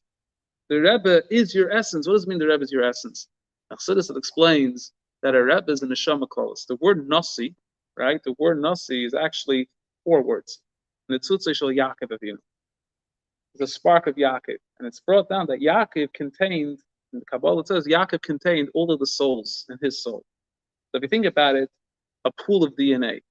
So you have, the original grandfather, the original ancestor, and from his DNA emerges all the other DNA, right? The original man, right? So sort of that idea, the way it is in biology, is the same way, the way it is in Jewish thought, in Kabbalah, that there is a certain pool of DNA that originates in original man, which is the tzaddik, or the Rebbe of the generation. In him is contained all the DNA, so to speak, all the souls of every generation, of that generation. And therefore, if you want to know what's the essence of my spiritual DNA, the Rebbe, right? So what gives me the power to say in the deepest darkness and to recognize my true self is the Rebbe. Because what am I tapping into when I'm tapping into the Rebbe? My true DNA, my true self, right? Makes sense, right? That's the idea. So again, a Rebbe Chassid is not there's a person called the Rebbe that I go to when I have a problem or I want a bracha. That's not the idea of a Rebbe. The idea of the Rebbe is that the Rebbe and Chassid is one thing. I'm the Chassid that it's experiencing Chassid. When I need to tap into that essence of my being, that's tapping into Rebbe. The Rebbe provides that. Now, obviously, truthfully speaking, there is a Moshe Rabbeinu, there is a Rebbe of a generation, there is a human being that exists as Rebbe. But the concept of Rebbe, what the Rebbe provides for us is the ability to tap into that space of our own space called Rebbe. That's why it says that every person has within themselves a spark of Moshe Rabbeinu, a spark of Mashiach, because that's the Rebbe that we all have within inside of us, right? So this concept is the first half of the Maimer of Tzava. The first half of the Maimer of Tzava is saying that we are living in the most darkest stage. We're living in the stage of where the most confusion, the most doubt, the most insecure we are, and therefore we create a lot of boundaries for ourselves, a lot of egos. What's the ego? Who says God exists? Who said I should be religious?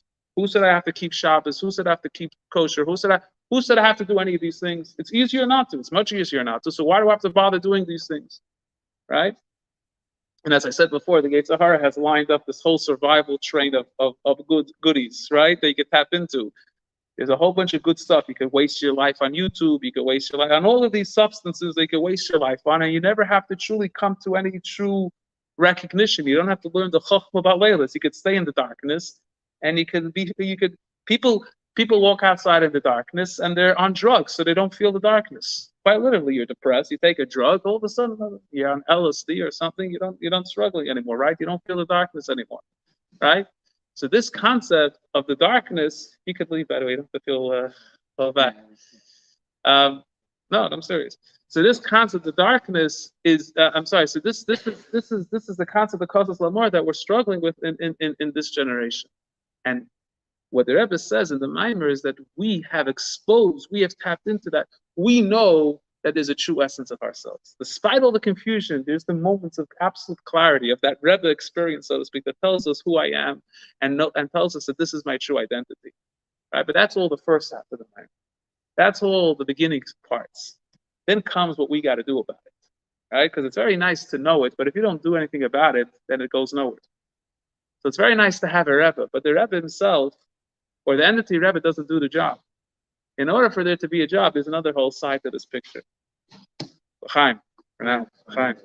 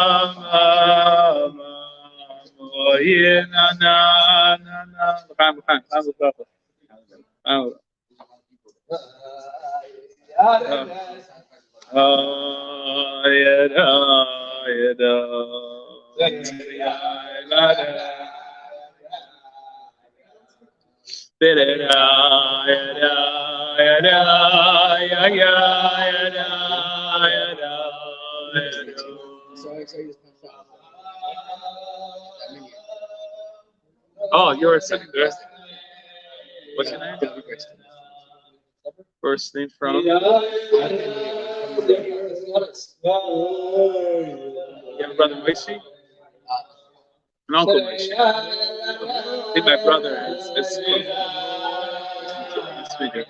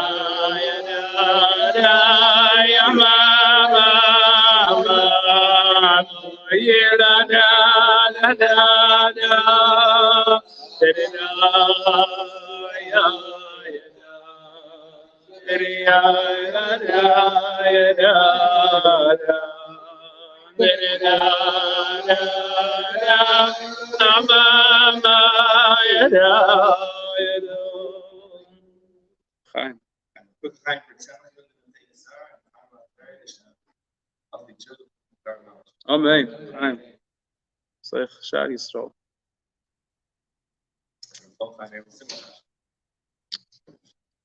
Jerusalem for Shmuel Ben in Kreisel. Wow, it's an opportunity by Fabrengen to ask brachas for yourself also. And with Shavasara, with the Zirkind. Kash Mishruchnietz. Hi. Till now, we spoke about the first half of the Maimer. First half of the Maimer speaks about the struggle and the recognition. But what do you do about that? That really, I think, as you could say, is the second half of the Maimer, which is the last third, in my personal opinion. No, it is the last third. My personal opinion is what I'm going to say, is where the Rebbe, so to speak, develops his chiddush of the Maimer. The first half of the Maimer sort of he deals with already what the Friedrich Rebbe says. But in the second half of the Maimer, the Rebbe basically says, what do we do with this knowledge? And what's our job? And essentially the point that the Rebbe makes is that knowing the true sense of recognizing and tapping into this space of the true knowledge of the true sense of who we are has to then create a perception change of reality. In other words, we know the Rebbe has told us, especially in the last years, Tafshin and Aleph, Tafshin and Beis, 1991, 1992, the Sichos that the Rebbe is talking about very powerfully how not only do we have to greet Mashiach, but Mashiach is already here, right? The Rebbe says we've already accomplished everything we need to do. We've already polished the buttons. Friedrich Rebbe says we need to polish buttons. We've already polished the buttons. And all we're ready to do is Mekal Pnei Mashiach Tzedkeinu. The Rebbe says, what is Mekal Pnei Mashiach Tzedkeinu? The Rebbe speaks about that. The Rebbe says Mashiach's already here, but the Rebbe says we have to open up our eyes. So there was a lot of ambiguity, a lot of lack of clarity. What people feel, they don't know what it is, and it's like, and then comes Gimmel Tammuz, and now there's a whole darkness. Now there's a whole confusion. There's that Laila that we mentioned before, and we're like, so where are we going? So, like when in a state of anxiety, what do? It's one of three things: either fight, flight, or freeze. Right? So some people fight. They deny either Gimmel Tammuz, or they deny what the Rebbe said before Gimmel Tammuz, or they go back to Tafshin Yud Aleph, Tafshin and Beis. Some people fight, some people flight, or they say, I'm not interested in any of this, and some people just remain confused, right? But if you look in the Maimer, at the end of the Maimer, the Rebbe predicts exactly what we're living through, and the Rebbe tells us exactly what our job is to do, which means there's a perception change. When you go to that, the example we gave before in the marriage, where a person, let's say, goes to that space where they felt, very insecure in their relationship with their spouse, and they realize that they truly, truly want to be with their spouse. That's that essentially them is being connected with their spouse. So then there has to be a poil yates. It has to be something that emerges from there. It can't just be a moment of inspiration. It can't just be a moment that, so to speak, fades away in darkness. It has to be a moment that is captured and implemented. So maybe that's implemented in a way that you actually then go ahead and do something to show your love or your care. But it's deeper than that. It means that your whole perception of your relationship with this person is different. Instead of it being sort of about how I view the relationship and what I feel I'm getting from the relationship, it changes to what that person wants in the relationship and seeing the relationship from the other person's end. The husband starts seeing it from what the wife sees, and the wife starts seeing it from the husband sees. That's hopefully the objective, because what you realize in that space and that recognition is that it's not about you anymore. Because you became very selfish, you became very egotistical, you became very insecure, you became very, you got into self-preservation. So that's not me. In other words, my relationship to this woman, or to the woman saying my relationship with this man, is not about that. Because if that's what it is, if it's about me, I'm very insecure in this relationship. What got me out of the relationship is something greater than my ego, greater than myself. And therefore, that means I'm tapping into a space where it's not the way I view the relationship, but the way the relationship really is on a higher, greater plane. It's a whole different perception. It's a changing of perception. And essentially, that is the end of the Maimer. The end of the Maimer is, the Rebbe says, the Rebbe brings down the saying that Tzemach Tzedek said, that the Alter Rebbe, Tzemach Tzedek brings in Sherish Mitzvah Atila, that the Alter Rebbe would say, he would hear from the Rebbe, he would hear from the Alter Rebbe often, I don't want your Gan Eden, I don't want your Elam Haba, I want you yourself. Right? Which means, essentially, what does those words mean? Is that the Alter Rebbe identified that his relationship to God is not because he gets something out of it on something selfish. What's Olam Haba? What's Gan Eden? A selfish reward, right? On some level, it's selfish because it's about, Chassidus, it talks about Giluyim. What does Giluyim mean? Certain great revelations of godliness, but it's not God. It's excitement. It's understanding, deep understanding. Some people enjoy Chassidus. Why do they enjoy Chassidus? Because they get to understand these deep, lofty concepts. Rabbi Rashab writes in Kuntres Avodah, he says he's getting very upset at the Chassidim. Some of the Chassidim at the time got very excited by Chassidus because it became an intellectual journey. Very exciting intellectual journey to understand about the nature of Hashem and relationships and whole nice, beautiful things that remained along the mind. It was a nice intellectual journey, and that's about it. Or even an emotional journey, but it didn't go anywhere afterwards. It didn't go anywhere. And the Rebbe Rashab said that's not the point of even by Farbrengens, you see in Sichos of Rebbe Rashab and the Friedrich Rebbe, where they're constantly saying, what's the point of the Farbrengens? There's not going to be anything that comes out of it, right? So essentially, the point is that you could get caught up in Chassidus. It could be a very enjoyable, selfish experience. It could be something that you're doing it for yourself. It's not about connecting to Hashem and all that. So what is so what's the point? What's the idea? The idea is that the concept of changing our perception means as follows. So in the Maimed, the Rebbe says about, the Alter Rebbe says, I don't want you Gan Eden, I don't want these excitements. I want you yourself, right? And the Rebbe there says the fact that this was revealed to us in the book of Chassidus by the Tzemach Tzedek, it means that we will have the power to appreciate the same thing. Which, in other words, the Rebbe says this is the essence, where you tap in that it's not about you. The relationship is not about what you personally like or you personally want. It's not about the reward you're getting. It's about the essence of the thing itself. It's about God Himself. But there's another story which I don't think the Rebbe brings in the mind, but I think is very similar and sort of brings up the same point, and seemingly the same shot should be shared with this idea as well. Is before the Tzemach Tzedek quotes it, before the Alter Rebbe passed away, the Alter Rebbe pointed to a beam in the ceiling and asked the Tzemach Tzedek, "What do you see?" The Tzemach Tzedek said, "I see the beam." And what did the Alter Rebbe say? He says, "I see the word of Hashem, the Dvar Hashem, the godly energy that's giving life to the beam." Now, it doesn't mean that the Alter Rebbe didn't see the beam, because he pointed to something. That means he identified there was a something there. But he didn't see the beam as a beam. He saw the beam as a Dvar Hashem. And Ula Yishlaim, perhaps you could say, just like the Rebbe said, that the first thing we said of the Tzemach Tzedek is now that it was revealed to us, it means we have the power. Same thing is with this idea as well. And I think this is the message at the end of the Maimer. This perception change, that opening up to our eyes. And just to bring in a certain example to this, my father-in-law, I think, gave a very beautiful analogy to this concept. He said that when Rabashkin was freed, I don't know the details, but seemingly the way the story goes, when Rabashkin was freed, he was told that officially you're a free man, but you can't leave the premises unless you have someone come pick you up or something like that. So it took, I don't know, an hour. It took some time till someone came. So ask yourself the question, is he a free man or not? What's going through his mind?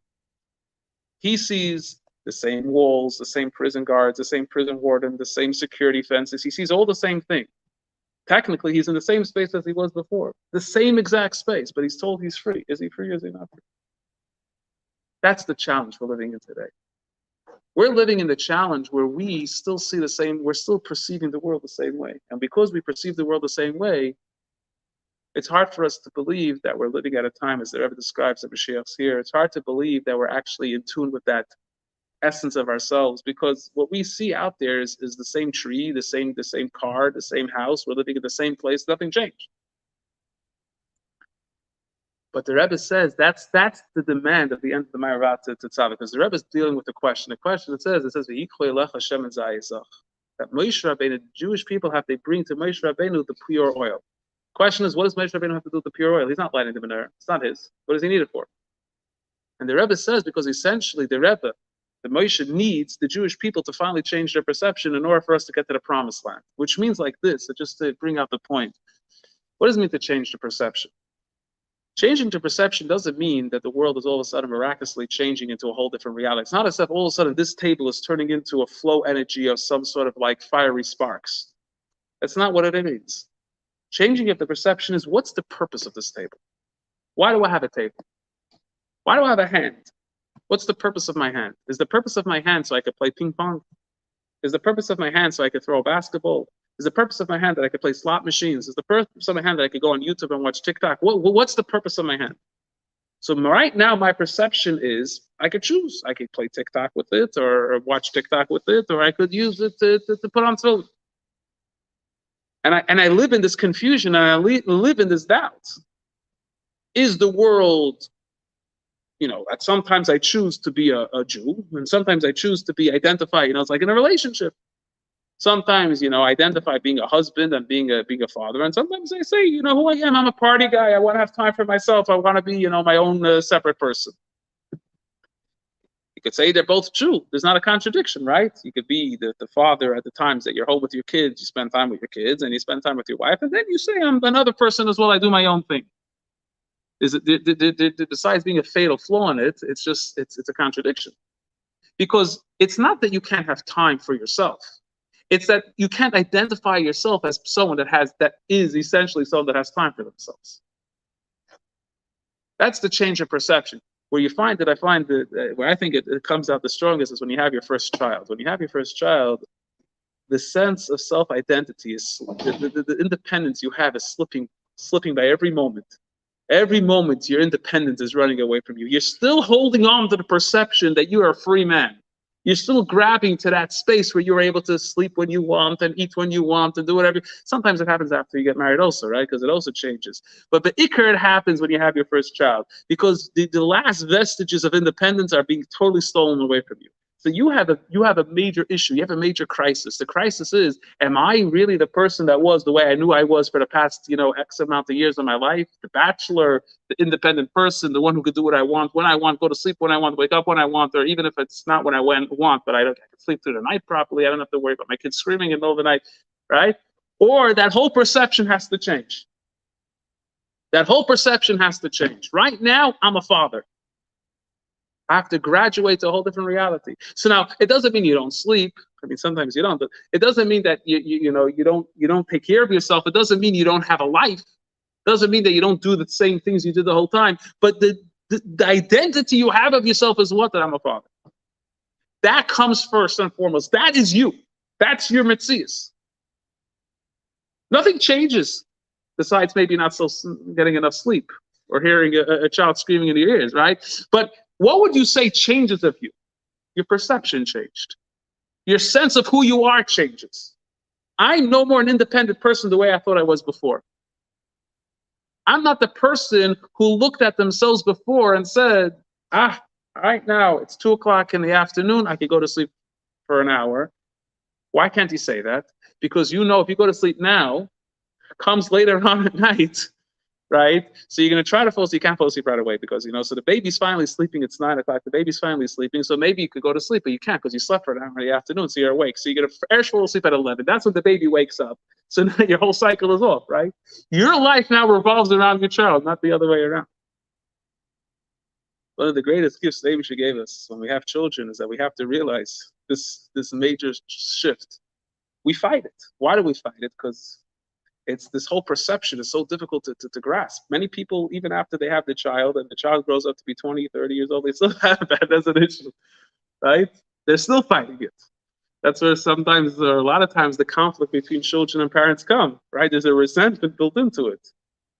Oh, I always knew that you were a troublemaker, right? Because you never learned the fact that, and the truth is, even if you accept it as the baby being the baby, or as the infant being the infant, you have to then accept it when they grow older and they become, the terrible twos, and then they become older and they demand things, and they become, they just take your money and they eat and sleep and they don't clean up, and all of the stages that keep on going along the process, you have to keep on relearning this every, your perception is constantly changing. It's an evolving process. Sometimes parents don't want to accept that. And if the child decides that they don't want to be as religious as the parents, that's it. That's the major breaker. It's a very hard thing. How far does it go that I change my perception? It's a huge, huge challenge. It's a huge challenge, right? And it's a choice you have. You could say, "Oh no, I'm the person I've always seen myself, what I'm used to," or you live up with the reality and say it's different. That's the change of perception. That's the opening of the eyes, if I could say, that's the opening of the eyes of what the Rebbe is talking about. The reality is different. The question is, are you seeing it that way? You have the child. The question is, are you willing to accept it? So let's say my hand. What's my hand really for? What's my hands really for? So right now, I could think my perception is like, whatever. I could use it to put on tefillin, I could get staka, I could daven, or I could also play sports. Again, there's nothing wrong with playing sports. We're not getting, or I could use it to play slot machines. Maybe that's not such a good idea, but whatever it is, right? I could use it for many different things. And that perception of what my hand is for there's nothing forcing me necessarily to say that's not true. Right now, I still see my hands as being the same ability as there was before. What changed?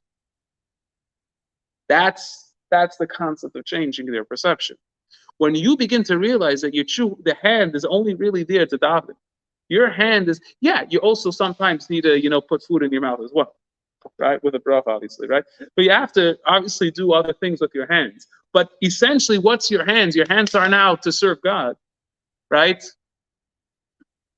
The Gemara talks about a person makes a woman, because the Gemara talks about a woman who says that my hands should be hektish, or an eved. It says my hands should be hektish to the Eibishter, right? So there's a whole discussion whether she's allowed to do it or not, because technically her hands are mishubah to her husband, right? The halacha is that when a man and a woman get married, so the Rabbanan instituted that because the man has to pay financially for the woman, so there's a certain compensation for it. One of the compensations is that ma'aseh yadah, that whatever she does, her earnings, her income belong officially to the husband, right? As long as they're married, belongs to the husband. That's called ma'aseh yadah. So besides that she has to cook for him, there's a few things that Chazal instituted that she has, just like the man's obligations are that he has to take care of her. There's also, as a compensation, so to speak, she has to, give him certain things. So if she says, I'm going to make my hands holy, which in other words means my hands are now, anything my hands are done with is for the Beis HaMikdash, could she really do it? Because her hands technically are not hers on some level. Or her hands are hers, but her hands, the whole purpose of her hands, so to speak, whatever her hands produce, belong to the husband. So there's a concept called hektish yetzim b'dei shibud. That if a person does a hektish, the Gemara at the end of the Nedarim talks about it, and elsewhere in Shas, but hektish yetzim b'dei shibud, that hektish could take away the shibud. In other words, that taka hektish comes first, right? But essentially, that Gemara is talking about this point. What's my hands for? Is my hands to make use it for my own benefits, or for what I think my hands are for? Or my hands are for someone else. Do I have the rights to the hand the way I see it, or do I essentially see the true purpose of my hands? The same thing as the table. What's the table for? Is the table for it to have a bottle of vodka on it and have a phone on it and have a book of Siddur on it and all that? And as well as maybe if I would like, have some, sushi and a whole bunch of other exciting, some cigars and all that, maybe. Or essentially, the table was made so I could use it to serve Hashem, whether it's to put on talis and tefillin on it, like a davin, or to put a siddur on it, or a chumash, or something, whatever, right? That's the mindset switch. So the Rebbe says at the end of the Maimer, the Rebbe says that's our job today. It comes because we're the Kosas Lamar, as we explained before. We're in that deep survival mechanism. As we said before, we're living an identity crisis. But we have that clarity. We have the Rebbe that made us realize the truth of who we really are. What are we going to do about it? How are we going to internalize it and use it to change our perception? How are we going to make it that we're going to be the equal of Hashem and Zayisach? That's the question that the Rebbe is dealing with. And that's why do we use the Maimer Vata Tetzaveh? The Maimer was said in 1981. 81. So why do we use it? Because it was the last Maimer the Rebbe gave out. Fine, and therefore, so it's like Yud Shvat Basi Lagani. But really, if you look in the Maimer, it's actually talking about right now. People are confused. What are we supposed to be doing today? What's my job? What's my task? Right? What's my avodah? Kabbalah's Pnei Mashiach Zaken. What does that mean? What does it mean to accept or be Mekabel Mashiach? You know what it means? Get rid of that perception. So you can ask the question, how do I do it? By your child, you have something forcing you. You don't have really an option. How do you change your perception when you don't feel when you don't feel forced? So I think an idea for this is this past Shabbos. So the second day Shabbos, my father-in-law had an event for the Baal Shem Tov, as he has every year. So one of the speakers was this Breslov Shpia, whatever, okay, he spoke very nicely. And at the end, he said a story of the Baba Meir. He said, if I remember the details correctly, that it was, you were here? So he said the story that the Baba Meir once, there was a family that the child was kidnapped or something, and they went to the Baba Meir, and the Baba Meir told them where the child is or something to that details. And they asked the Baba Meir, how could you see where the child was? The child wasn't living in the neighborhood. The child was, miles and miles away. So the Baba Meir says, I see what you don't see because I don't see what you see. Right? Very powerful statement. I see what you don't see because I don't see what you see. And I think if we could say that's exactly the point of how you change your perception. In other words, when we download our minds with all of the nonsense of the world around us, what automatically is our perception? Our perception is so how the lens, the conscious lens that we use, our consciousness, the lens of our consciousness is now painted and narrowed into a view like that. To give an example, you have some people, they could be talking, and every word or certain words you use right away reminds them of a certain movie they watched, a certain song they heard, all right? Words become now a catchphrase, a phrase that it reminds them of.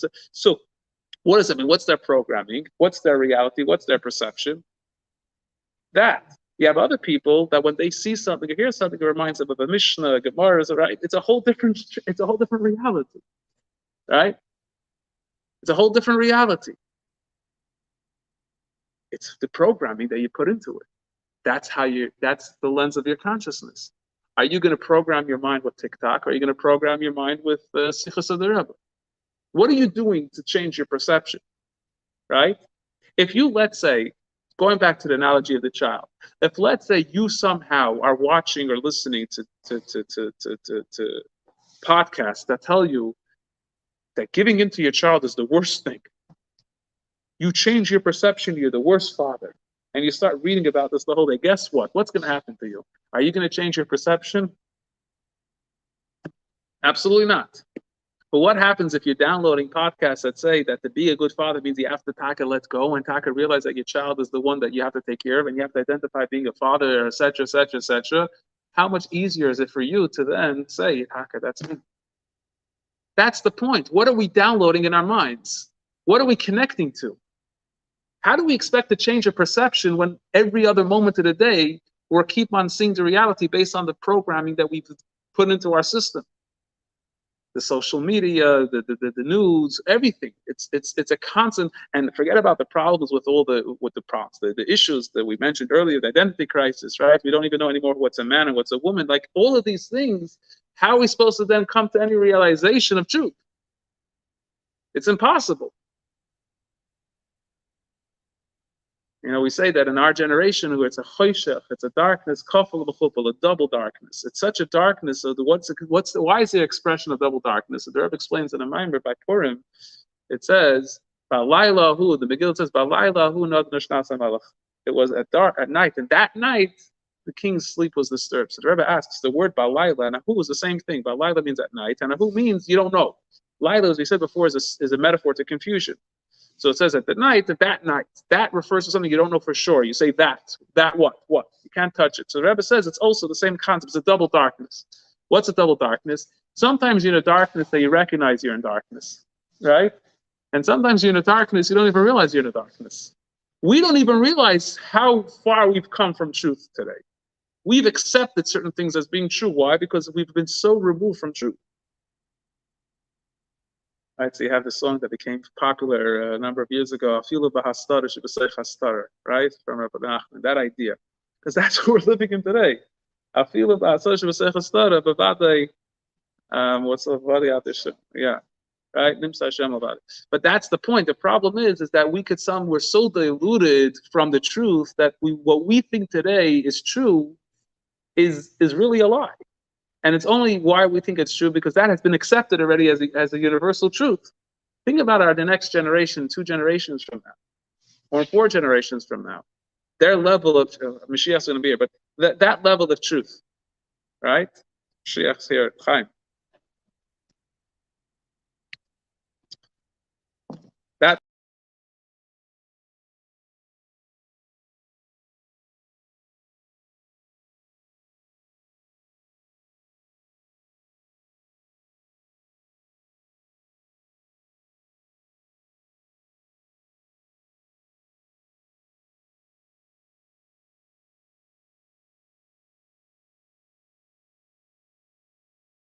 truthful today. There's really no one truthful.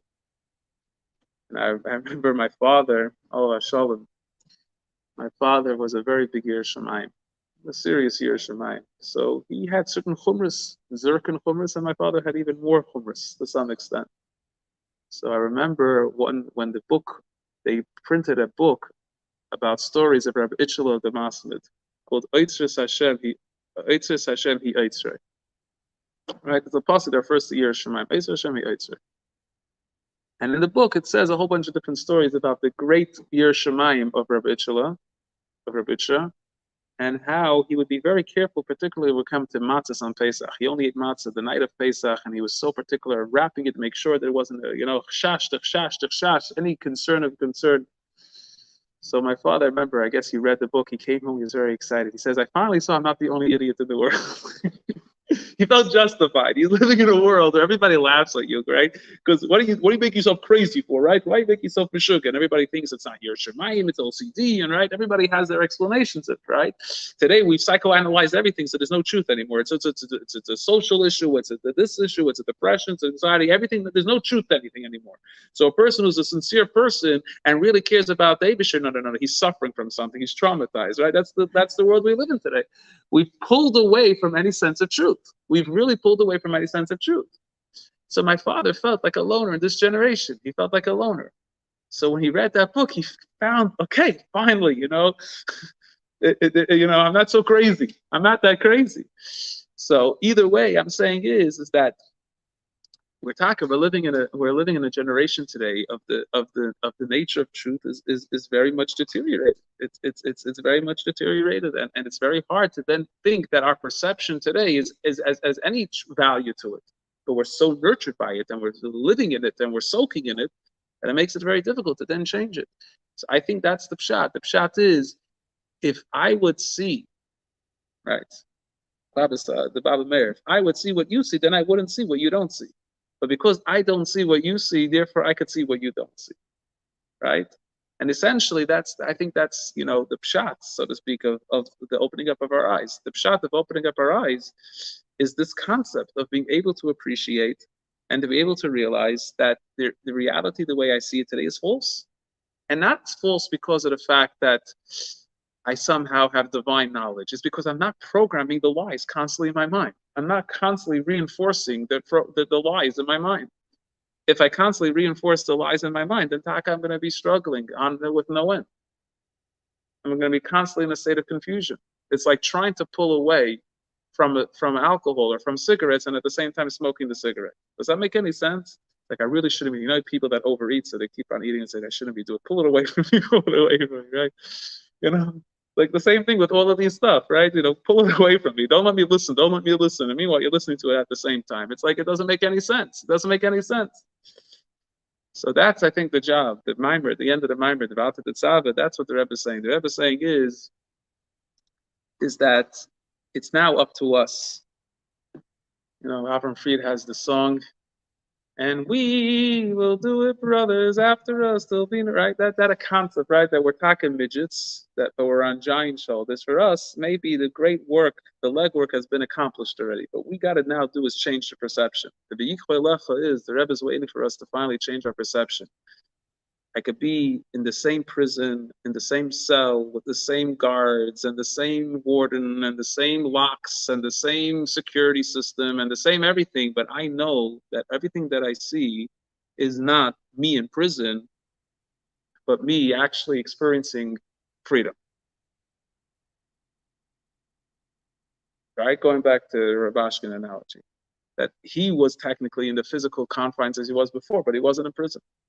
He was actually a free man. When we begin to live with that perception and changing our perception, so then that's cool. Then we see that it's not that Mashiach has to come. It's like you sometimes get caught up in a you get inspired. You hear a tremendous sheer on Mashiach, right? My shver, Baruch Hashem, has an ability to get you excited about Mashiach, a very special thing, right? That ever wanted 10 of those people. Asad of Atlan. He has one so far. I'm sure there's others, right? But gets people very excited about Mashiach. But sometimes you leave the room after he talks, and you're like, okay, so you're expecting somehow the world to be different. It's not different. It's the same world. The world is not changing. It's your perception that got to change. You have to go home and throw out all the stuff that has been brainwashing you for years, and stop listening to the things that are brainwashing to you in years. And stop listening to the same nonsense. And then maybe you'll see that world. And see that change. And when we all do it globally, or collectively, I should say, then it creates the impact on the whole world. Right? The nigla kved Hashem, the glory of God will be revealed. How do you think it's going to be revealed? There's going to see some magical wand that's going to come and boom, kved Hashem is going to come. No, the nigla kved Hashem is through us. When we begin to accept, the famous story of the Halakha Kotzker Rebbe. The Kotzker Rebbe was known for his very sharp comments. So someone asked the Kotzker Rebbe, the story goes, where is God? So the Kotzker Rebbe said, where you let him in. What does it mean where you let him in? So one of the Pirushim I think you could say is this pshat, what does it mean you let him in? You're questioning where he is. You know why you're questioning where he is? Because your whole perception is busy downloading a whole bunch of stuff that says God doesn't exist. Everything you're listening to, not everything, a lot of stuff you're listening to is constantly fighting the notion of God. If you let go of that and download everything else, God is right there. God is available for you to come in. It's easily accessible, right? It's very easily accessible. You talk about Chassidus, the concept of Hasiach Das. A person, let's say, has a struggle with something. They have a machshava zara. They're thinking, thoughts, unhealthy, positive, negative thoughts. So they get caught up in the unhealthy thoughts. And because they get caught up in the unhealthy thoughts, they feel trapped by it, they feel overwhelmed by it, they feel bad, they feel anxious. Let's say anxiety. What's anxiety? Anxiety is constantly thinking, right? There's a certain intrusiveness of the thoughts. You're constantly thinking of a lot of nonsense. And it plays on you. There's like a tape recorder. I like calling anxiety. It's a record that keeps on playing. The old records used to have a needle, right? That would move. The record would move, and as it moves along the record, you would hear the electrical sounds. So I like calling anxiety is that it's the same record, but not only that, the needle doesn't move. It keeps on playing that same noise again and again and again and again and again. But you know what? You can always push the needle. But you choose not to. You know why you choose not to? Because you feel safer not to. Somehow you think if you listen to the noise enough times, somehow something's going to change. Somehow you're in control of the situation. So Masiach Das, Hesach Das means push the needle. That's what it means. It sounds so simple. I had this analogy I used to use, which I think works as well. When you're a child, let's say, I don't know, some people, let's say you were a child and you had your own room, and your parents, you go to bed and they close the light, and all of a sudden, as soon as it comes dark in the room, all of a sudden all the monsters come out from all the corners of the room, right? So you start imagining there's that monster, and the light that comes in from the window is exactly hitting that thing, so you see a face, and you're terrified. You're screaming, "Mommy!" And your mother runs into the room, and the first thing she does, obviously, is turn on the lights, and all of a sudden the monsters are gone, and that's it. You're calm and you're relaxed. But the interesting thing is that the light switch was right above your hand. You could have just gone like this, and all of a sudden the monsters would be gone. But you're too frightened. You're frozen. You don't even turn on the switch. That's anxiety, right? You're so frightened, you don't even turn on the switch. But that's the point. We think that it takes a major effort, a major work. I have students that I speak to, and they feel because they have had years of trauma, which is true. They've had a lot of struggles in life. To some extent, they feel that to finally get over the trauma, they have to go through years of therapy. They have to work on issues. And it's true. There are certain people that have deep trauma. They have to deal with it. They have to go to therapy. They have to take maybe medication. They have to take care of it. But the perception has to be not that I'm broken or I'm unhealthy. I just need to be. And I'm sorry, not that I'm broken and I need to fix myself up. I just need to get healthy. I need to regain my health. But why is that such an important shift? Because when people constantly think of themselves as unhealthy or broken and they have to be fixed, constantly living in that perception, you'll never be fixed because you're constantly seeing yourself as broken, right? It's a certain switch. It's a certain ability to say, you know what, I'm not broken. I need to get healthy now. I need to get healthy right now. It's a whole different reality. You're not constantly focusing on, okay, what's my problem? What's my problem? What's my problem? There's no problem. Sometimes to get healthy, you just got to chill out. Sometimes you just got to relax. Sometimes you just got to not have that same level of expectations that have driven you for years, because the only reason you had those expectations was because you were unhealthy. Or whatever the trauma has led to, you felt that the only way you could think that you exist is by having this high expectation for yourself. So anything you do, you always think, oh, I should have been doing it anyway because of the fact that I had to be there. And you never appreciate anything. Chill out, just relax. If a person like Juan Lozano went through they broke their leg, they have to get off their leg for a bit. That's healing. It's not that there's something wrong. You just need to relax. You got to chill out a bit. Sometimes the hardest thing is to change that perception. That simple perception that has to be changed is the greatest thing. We think it's the most overwhelming thing. But if you ever tried it, you realize, not saying it stays forever, but you realize that you could do it. That thought that comes in, that negative thought, you say, okay, right now I'm not interested in doing it. I recognize this thought is not a healthy thought for me. I can't think about it right now. Okay. You didn't allow the anxiety or whatever, that negativity to creep in, and you can keep on going. And slowly you work on that. Slowly you develop that ability to constantly push away that negative thought that eventually doesn't even enter so much. If not, it doesn't enter at all, because you're so in control of that situation. So the same thing is with this perception. It's not as if you stop listening to these things, all of a sudden everything is going to go out the window. It's not as if your mind hasn't been wired already for years of thinking this way. So it's a slow process. It's ma'at hargashenu. It takes time. Slowly but surely, you slowly push out thought by thought by thought. The images that keep on coming in, you slowly don't think about it. You don't let yourself to think about it. It's a process. It takes time, right? But it starts with that recognition that I could. And it's just a matter of me saying, I want to. That's really what it comes down to, me saying I want to. And that's what I think the Rebbe says, we have to open up our eyes. Open up your eyes means change your perception. See the reality differently. Doesn't mean there's not going to be thoughts of gullus that don't creep in. They do, but you slowly push them away. You slowly work on yourself to realize you don't think that way. You slowly build that strength of understanding that's not the reality. It's a false reality. And as you learn more chassidus, and as the Rebbe says, you learn Yonagol Mashiach and all that, you build a healthier, deeper relationship to the truth. You program yourself with that truth. So then you're actually beginning to live that reality. The Yetzer Hara, is going to come in right now and say, you're a fool, because you're just buying into nonsense. So why should I program myself about something that I'm just replaying? I'm putting a different record, but who says that record is true either? Right? The sake is to the muna kick in. You start doubting whether it's true or not true. That's what goes back to the first half of the Maimer. That's where you have the Kosas Lamor experience. That's where you have that experience where Yutaka went through that challenge. Yutaka went through those doubts. Yutaka were insecure about your relationship with Hashem. Yutaka didn't believe that you should have a connection with God. Yutaka had all the reasons to say that your relationship with the Eibusher is false. the crises stage that we spoke about earlier. And in that stage, you're able to reach the etzem, the level that we said, the Rebbe level, the Rebbe where you tap into, the Rebbe gives you that light, that shining, that ability for you to realize that, no, you do believe in the Eibusher. When you tap into that space, then you don't have the doubts anymore. Now you're truly open and ready to work on yourself. But you can't go through stage 2 really without going through stage 1, because if you constantly doubt, going back to relationships, if you constantly doubt your relationship with your spouse, and you don't think you're really supposed to be married to this person, or you constantly question your relationship with your child and question whether you should be a father or not, it's very hard to then say, I'm going to put in the effort to change my perception, because why should I, right? So the first stage is the Kosas Lamor stage. That's the first stage. And then after that stage, then what? Kosis lamor. Kosis means to be squashed or broken and crushed. Earlier explained this concept a little bit. Yeah, to shine, to light, to reach your essence, to reach your true self. You know, today everybody's into the true self. I said we're living in an identity crisis. Everybody's looking for the true self. Everybody's trying to find what's the true self, as if they're going to find it somewhere. Maybe in a movie, maybe TikTok video. Where are you going to find your true self?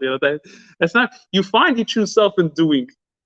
When you work on yourself, that's where you find your true self. In the struggle, in the doubt, in the Berev Chachmas Baleilis, when you're struggling and doubting yourself, that's where you find your true self. It's not comes like you're sitting on, the French Riviera with some sort of nice bottle of wine. That's not where you find your true self. That's where you run away from your true self. The Rebbe told us, go up and ask a Jew if he wants to put on tefillin. It's the most uncomfortable thing in the world, at least for me. Maybe some people like it. I have a hard time. Why? Because maybe I'm introverted or whatever, but I have a hard time. But you know what? For me, that's the greatest avodah, because in that struggle, I'll find my true self.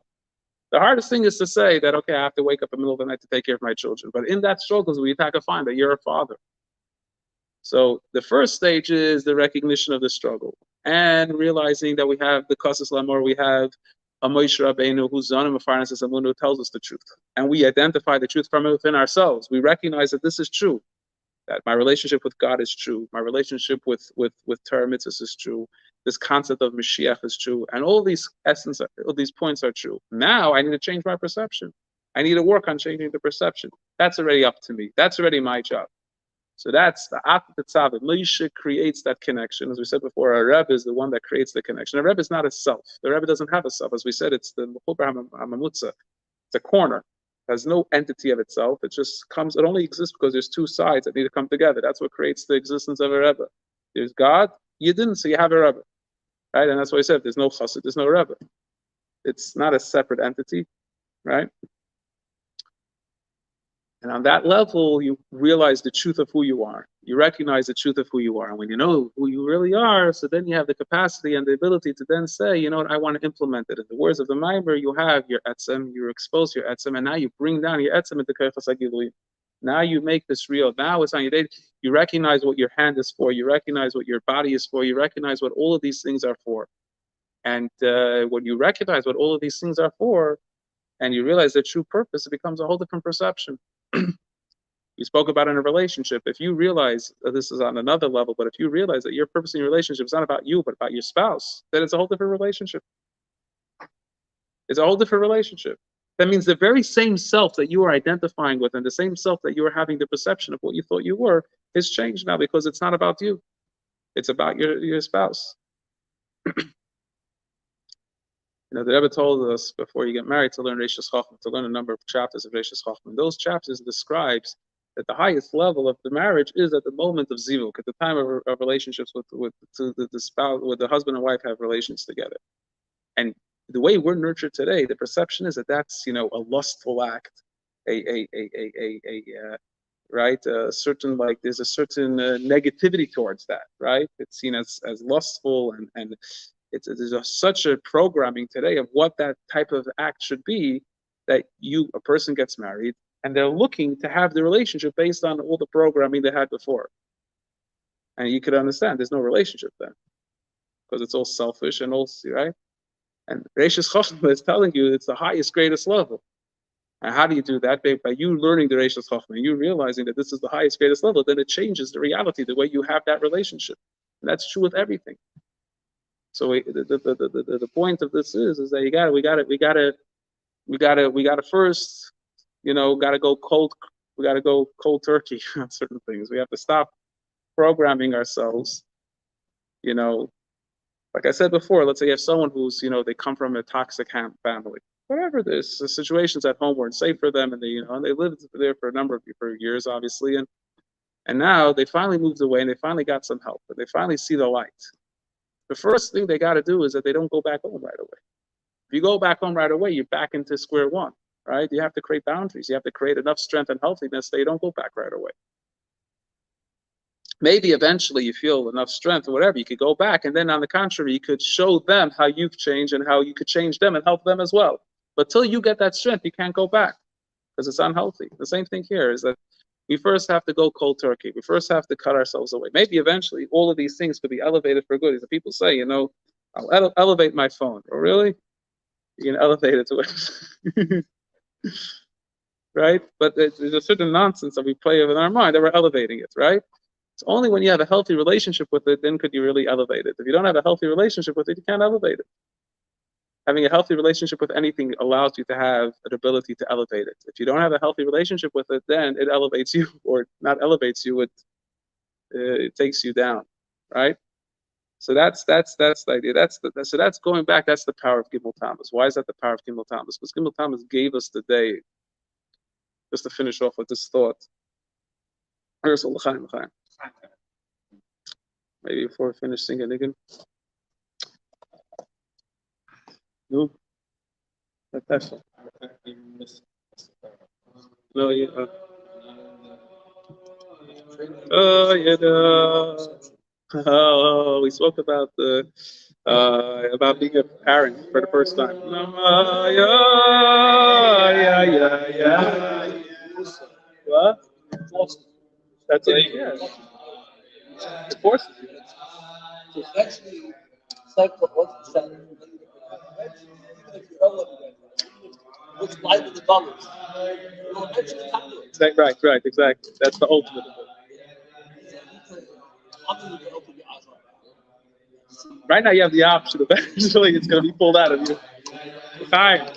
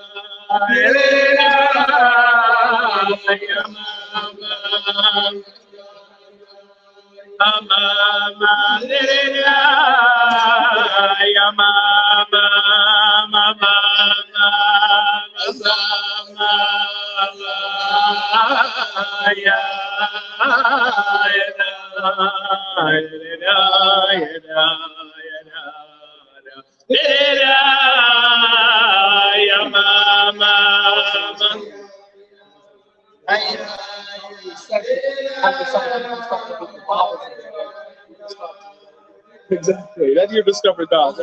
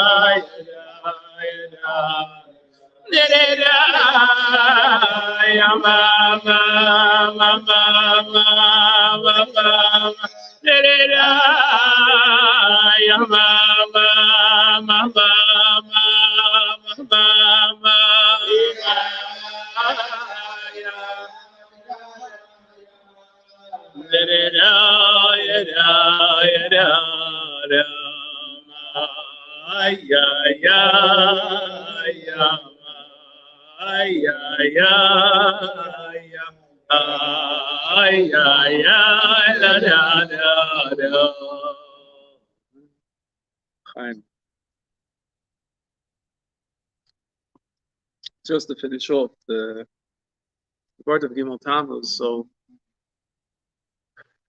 Piani is Daiti. Gimmel Tammuz is greater than Yom Kippur. What's Yom Kippur? So Chassidus says Yom Kippur is the day of that we are Lifnei Hashem. That means we're on the dark even higher than Havaya. Lifnei Havaya. We're higher than Havaya. Havaya represents the level of sort of Bleda Nivra, where there's a creator and a creation. Versus Lifnei Havaya means we're really one. The way it's explained in Chassidus also is the concept of Yom Kippur is when the two of us are facing, we are facing with Hashem, right? It's panim al panim. That relationship of panim al panim is that there's like an embrace between us and Hashem. And I've always felt that the concept, what's the concept of the embrace? So he comes Yom Kippur, and we're aware of the fact that we've not lived up to our side of the bargain, so to speak, right? We've made mistakes. We're not perfect. We didn't live up. We didn't necessarily have a successful year of relationship with Hashem. We've messed up a bit. But at the same time, at the moment of being, and we also feel Hashem sort of messed up on his end, right? There's a story of the Maggid of Mezrich. There was a number of Talmidim of the Maggid that wanted to ask the Maggid, what's the highest level of experience? What does it mean to experience kafaras? Where the Maggid told them, I think the story goes, the Maggid told them, he says, if you want to truly experience true kafaras, go to this and this town and go to this and this person, and he runs an inn, and there you'll experience the true level of kafaras. So the story goes that they go, I may be messing up two stories, I hope not, but the story goes, the way I remember it, that they go to this town and they go to this inn and they see this idol over there, he runs the tavern, he runs he's keep on giving, he sells beer and whatever to the the peasants or whatever. And nothing, he doesn't seem anything special. They come a few days before Yom Kippur, he doesn't seem anything special. Every once in a while they see that he jots down something in a notebook. Fine, garnish, they wait 1 day, 2 days. This guy doesn't seem like anything more than just a regular, Amoritz or whatever.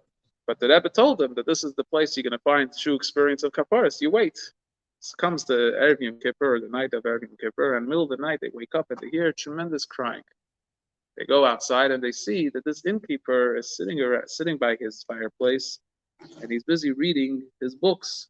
And he starts crying and he says, on this and this day, this and this time, I forgot to daven mincha. This and this time, and this and this day, he goes through a whole list of things, of all of the things that he did wrong over the year. And he's crying and crying. He's crying very badly, very bitterly. Fine. Then he closes that book and he opens up the next book. And this and this day, this and time, you, the Abishur, maybe lose 10 kopecks. And this and this day, he goes through a whole list of things that the Abishur did bad to him, right? And he's crying and getting upset at the Abishur. Finishes, he closes both books, he binds them both together, he tells the Abishur, listen, you messed up and I messed up, let's make a deal. We'll start fresh this year. He takes the two, he throws them to the fire by the Essentially, that's Yom Kippur. Yom Kippur is we say, okay, we know we messed up. We have tightness, the Abishur has tightness. That's not the true relationship. That's not the true connection. The true connection is L'fnei Hashem Titaro. We're living on the highest level of connection to the Abishur Yom Kippur, where we're like calling the embrace that we have with the Abishur. It's a full embrace. But what happens in that moment of embrace? Any father that embraces their child, the child is deeply longing for the embrace of the father. That's what the reality is. I don't care how far the child has gone or the child feels disconnected from the father. What really the child wants is to be embraced by the father. It could take away years of suffering, just that one embrace. Because what essentially happens is that connection, that essence of self comes out. What am I? I'm my child's father. What am I? I'm my father's child. There's no separation. There's one entity going on at that moment. It's such a pure, beautiful entity. You see it. I've seen it. Children that have had real issues with their parents. And sometimes I tell the parent, sometimes it plays out that the child, the parent finally gives, the father finally shows the child the love and the validation they were looking for, and it changes years and years of frustration and whatever. Because in Lifnei Hashem, in the stage where you're mamish Lifnei Hashem, in that stage you don't struggle. You're not struggling with the relationship. You identify the purity of the relationship, and you say, you know what, I don't care about all of those things. Those things are petty, insignificant compared to the moment that I have right now. All of those other things are mamish insignificant. And that's why we could say al chetz, we could be honest about it. Why could you be honest Yom Kippur? You think about it. The whole year you're angry at David. All of a sudden comes on Yom Kippur, you're really to say, I did this, I made it, that, I made it, third, I made it. How? Because at this moment, these are side details, So let me get them out of the way. Or let me not. I love this moment so much. I don't want to mess that up. I don't want to lose this moment. So I want to make resolutions for next year that I don't do these things that makes me feel disconnected. That's essentially the experience of Yom Kippur. A pure moment of connection with nothing else involved. The way it's brought down in Chassidus is that Yom Kippur is the connection to the Baal HaRatzon, not to the Ratzon, which means that there's Torah mitzvahs make a difference. Baal HaRatzon where it doesn't make a difference. So I think Gimmel Tammuz, in a way, transcends Yom Kippur because it's an Achas Bashana, right? It's a one day a year. For us, the ultimate of ourselves is the Rebbe, as we said. The Rebbe Chassid, it's one. It's one entity. This is us. It's not like there's two separate entities over here. It's one entity. It's a dynamic. And being that it's a dynamic, the problem is throughout the year, why is Yom Kippur such an opportune time? Because the Eibusher makes himself so available, right? The Eibusher is giving us the embrace. That means it's Lifnei Hashem. There's a gili of the Eibusher on Yom Kippur. That's not right. The Kohen Gadol goes into the Lifnei. The Eibusher gives access to things he never gives access to. So for us, Yom Kippur is great and special because we're dealing with Hashem Himself, right? But what allows us to feel that connection to Hashem? What brings out that true depth of that connection? The Rebbe, that Memutza Machaber. What day of the year brings out that connection is Gimmel Tammuz. Because Gimmel Tammuz is when there's that highlighting, as it's brought down in Chassidus, that the concept of the Yortzeit, the Emistalchus of a Rebbe, is on that day is shining all of the energies, all of the powers that we learned today in Perek of Zayin of Tanya, Geras HaKodesh, at least supposed to have learned it, is that this concept of when a tzaddik passes away, he's connected greater, and you connect to his Abba B'Yir, etc. You're connecting to the highest levels of the tzaddik. That means there's an opportunity on a day of Gimmel Tammuz to really feel that Rebbe Chassid connection. That there's nothing. What? So that means there's obviously something lacking in the downloading of the process. In other words, going back to what we said before, you come to Gimmel Tammuz. The question is, how do you go into it, right? What's the programming that that leads up to that experience? Let's say you're going to go out with a girl. Let's say you're dating and you go out with a girl and you're told a whole bunch of negative things. You think when you go out with the girl it's going to be a good date? I mean, unless that person is totally taka, a whole different thing. But they're going to have to they're going to have to put on a real good show to change your perception, right? Because you've been going on the whole negative programming for a long time. And sometimes the other way around is also, let's say you heard fantastic things and you go on a date. Most likely, in a good way, you probably say, all right, it was pretty good, The point is, it's how you go into it makes a difference. If you're going with a programming that, Gimmel Tammuz is this day of negativity, and Gimmel Tammuz is a day of where, you have your issues and confusions, that just means that there's a self-working, I would say, that hasn't been fully developed. I'm not saying I don't relate to that. I'm not saying that I'm on the other side. I'm not saying I'm the person that experiences Yom Kippur and Gimmel Tammuz. I'm just saying is that I think if a person really puts themselves in that space, in other words, if a person wants to appreciate the truth of the day versus their personal feelings about the day, that's what I think the difference is. Personal feelings could be negative, right? Because we get caught up in the selfish experience of things. And that's because we have a perception of reality the way we perceive it. But if we let go of that, as we said before, if we change our perception of reality, then I think we'll see Gimmel Tammuz on a different level. So I really think it depends on, they say about I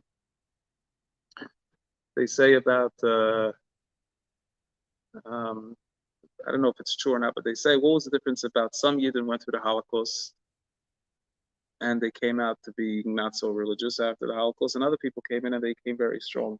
So they said depends how they went in, that's how they came out. Again, I shouldn't be saying it's a very not healthy thing, not positive thing to say, and it's a very wrong thing to say. What? And maybe you could say it's snaggish, but it's not correct. But I think the concept inyan, I'm not going to say true about the halachos, but I'll say the concept is true b'chal, right? It's depending how you come to something, that's how that thing is going to affect you. And when it comes to a day like Yom Kippur or Gimmel Tammuz, the same thing. It depending how you come into. For me, Yom Kippur is a tremendous experience, a very positive experience. For other people, it's the most dreaded day of the year for them. You know, they only see it as a day that they're starving and a day that they have to be in shul the whole day, right? It's the same thing with anything in religion, or for that matter, anything that's difficult or presents itself with a challenge. Being married, some people think it's the greatest thing that they ever had, and other people think it's the worst thing they've ever had.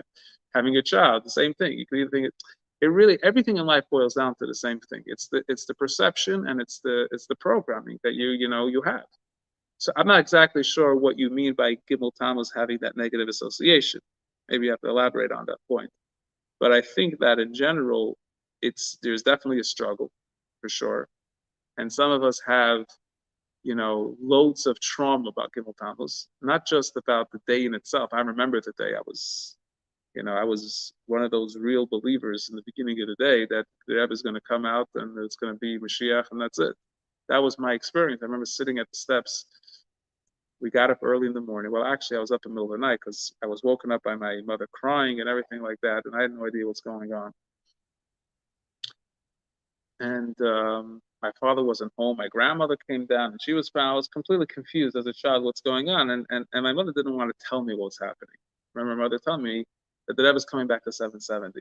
So as a child, that was the most exciting news to hear because for months, the Rebbe was in the hospital and we were doing rallies every day and everything for the Rebbe to finally get gesund, that the Rebbe should be healthy and come back. So the Rebbe's coming home. Why are you crying about that? So at that moment, my father just came back from the mikveh. My father explained to me that's not what the Rebbe, right? The Rebbe's not coming. So it was a big shocker for me. I was very, very broken by that as a young child. And then I remember the next day, early in the morning, we all passed by the Rebbe. 770, we all passed by. You remember that? And then I remember sitting outside the steps of 770 for hours. I was sitting, early in the morning, and it was very hot that day, and I was just sitting outside. And the only thing I could think about was the fact that just in a few hours, the Rebbe is going to come. I believed it with Mamish and Emunah Shleima B'Emunah Pshita. No doubt in my mind. I remember I had to go home because of the Mamish. It wasn't healthy to be out for hours in the sun, get some water. And I remember when I came back already, it was too late, already the place packed up completely. So, but like to me, then going to it just didn't make any sense. How could it be this, So there's that trauma. And I think many Chassidim, not all Chassidim, were traumatized by that day. But I think the trauma afterwards was like the confusion and the state of like people saying this and people saying that, Yechi, not Yechi, that is alive, not alive, a whole bunch of like inner. And you don't know what to believe. You don't know what's true, what's not true. And then people are telling us, Gimmel Tammuz didn't change a thing. And then there's a lot of this inner turmoil. And then you like have this inner struggle with like, what am I believing? What am I not believing? And it creates a lot of self-doubt and a lot of, cognitive dissonance to the whole thing. So I think we're living for 30 plus years with this trauma. I think there is definitely a Gimmel Tammuz trauma with us. So comes the day of Gimmel Tammuz, it could re-trigger it, right? When I say the word trauma, I don't mean you have to go to therapy. Perhaps, maybe yes, maybe no. I mean is that it's a very painful experience, but that doesn't mean that my personal experience is the truth of the day, right? On Shabbos, I was bringing, so someone brought up the point. He says he doesn't understand. Everybody says throughout the whole year, everybody says that Gimmel Tammuz doesn't change a thing. And our connection to the Rebbe today is greater than it was even before. And then comes Gimmel Tammuz, and he's crying that we don't have the Rebbe. So which one is it, right? So I said that I don't think that, to me, that's not what Gimmel Tammuz is. Gimmel Tammuz is not a day where you're crying we don't have the Rebbe. Yes, true. Now we cry every day we don't have the Rebbe, right? But I think for me, Gimmel Tammuz is like what I'm saying, the opportunity, the greatness of the opportunity of the day, the energy, the power, the connection that we have on the day is such a great day. And that's something that we want to tap into, right? You look at the Fabregas of the Rebbe Yutzvat, the Rebbe is not crying that the Yutzvat happened. That's not what the Rebbe is talking about. The Rebbe is trying to inspire how much of a connection you have now, how much you could gain from being connected to the Baalei Lula, right? And that's I think Gimmel Tammuz is. But yeah, I agree. There's definitely a negative association with Gimmel Tammuz on many levels. Chaim. So anyways, Yeah, so that's the opportunity that Gimmel Tammuz has. As we said before, we start off as at the first day, the first Gimmel Tammuz in history is by Yeshua. It says Shemesh Begivim Daim, that the sun didn't go down. So although it's already past Gimmel Tammuz, but really the sun is still up. So we have the opportunity to connect, but we always have a different opportunity to connect. The doors, the Ela doors are still open, and the whole I think the Chain, the Peil Mamish, is that change of perception, which is demands of us the need to let go of the previous programming, unplug from all of those things that have been, that are telling us all this nonsense. You leave the Farbrengen, the very next thing is, or even during the Farbrengen, you're on your phone. It's crazy. It's like, it's like I said before, it's like alcohol is dangerous, and you want to stop, but as you're saying you want to stop, you keep on drinking the alcohol. It's something, we live in such a negative space that we don't even begin to realize. It's like we're trying to get inspired, and we have our phone to distract us. So yeah, we're like half in, half out. It's ridiculous. And even if we put our phones away for it, we're itching. We're itching. Okay, I'll give 20 minutes. And then finally, okay, and you have to finally take it, or you're gonna leave because you have to be on the phone. Because Chas v'Shalom, there's a very important WhatsApp message that someone's saying hi to you that you have to respond to. It's a crazy world we're living in today. Imagine you would leave your home. I remember seeing years ago was a study that more people, if they forgot their wallets or their phone. Okay, today the phone has a wallet also, but I'm old. It didn't say. It says more people would have gone back for their phone, not for their wallet. That's how crazy this world is. But the Poel Mamish, that's the real struggle, right? The real struggle is the wiring to this. And it doesn't require wires, it's all wireless. So that's really where we have to change the program. We changed the channel, we changed the dial. Nowadays it's not a dial either, but then maybe we have an opportunity to really tap into this thing. So l'chaim, using out the opportunity is something that hopefully we'll be able to take the power to do, and change our perception, which will bring the revelation of the Gula, take it from Yad Mamish. L'chaim.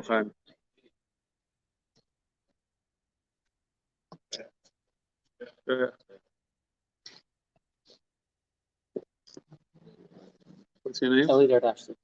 Brown? Kelly? Orange. So your mom is here. I do have maybe some, but I came here for like it's very old thing. So with schmuck for me. You what do you do? Medical supplies. Huh? That's the field today, huh? Good. Go to people always say. Always having babies. Chaim. The is you should make money, but it should be only for good things. Chaim. It's still on. Should I end it? Chaim. Shkayach for all those that joined. Alle brachas.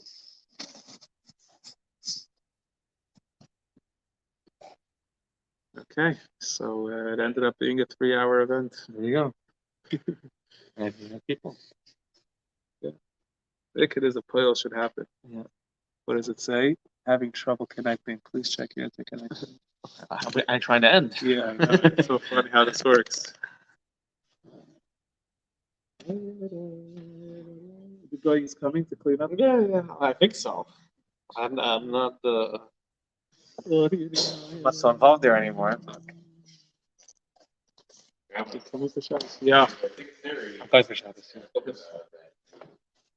What you learn right before you go to sleep. Yeah. Yeah. You know what I'm talking about? Yeah. Yeah. Why we sleep? I think it's in that book. Basically, you say you learn piano and they test it. If you learn for a half hour now, and then it's 8 in the morning, and then you know half hour, 1 o'clock after, and they test you how good you are. If you learn a half hour right before you go to sleep, then you wake up in a half hour. You're like double as fast. Oh, it's still streaming? We're trying to shut it off. Hey, what's going on here? Yeah. So you're Hello?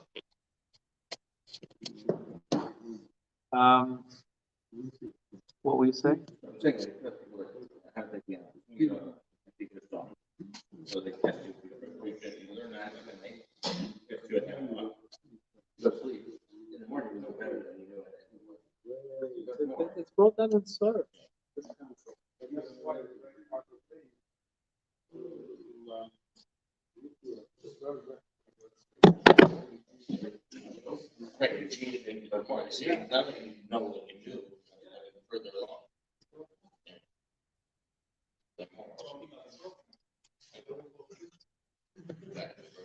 It's true.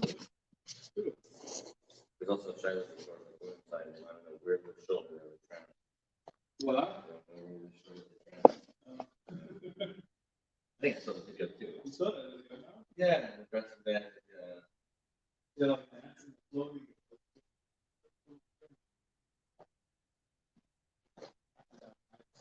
Me too.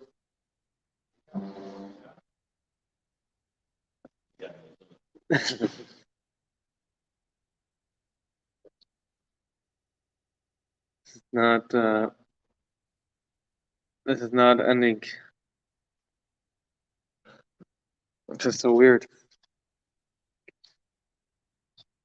Having trouble connecting.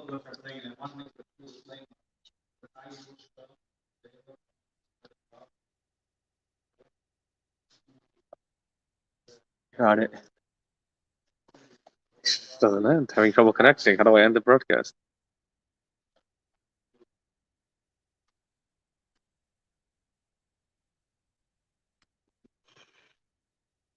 So I'll be right there. I'm just trying to end this broadcast here. You're not in a rush. What's this?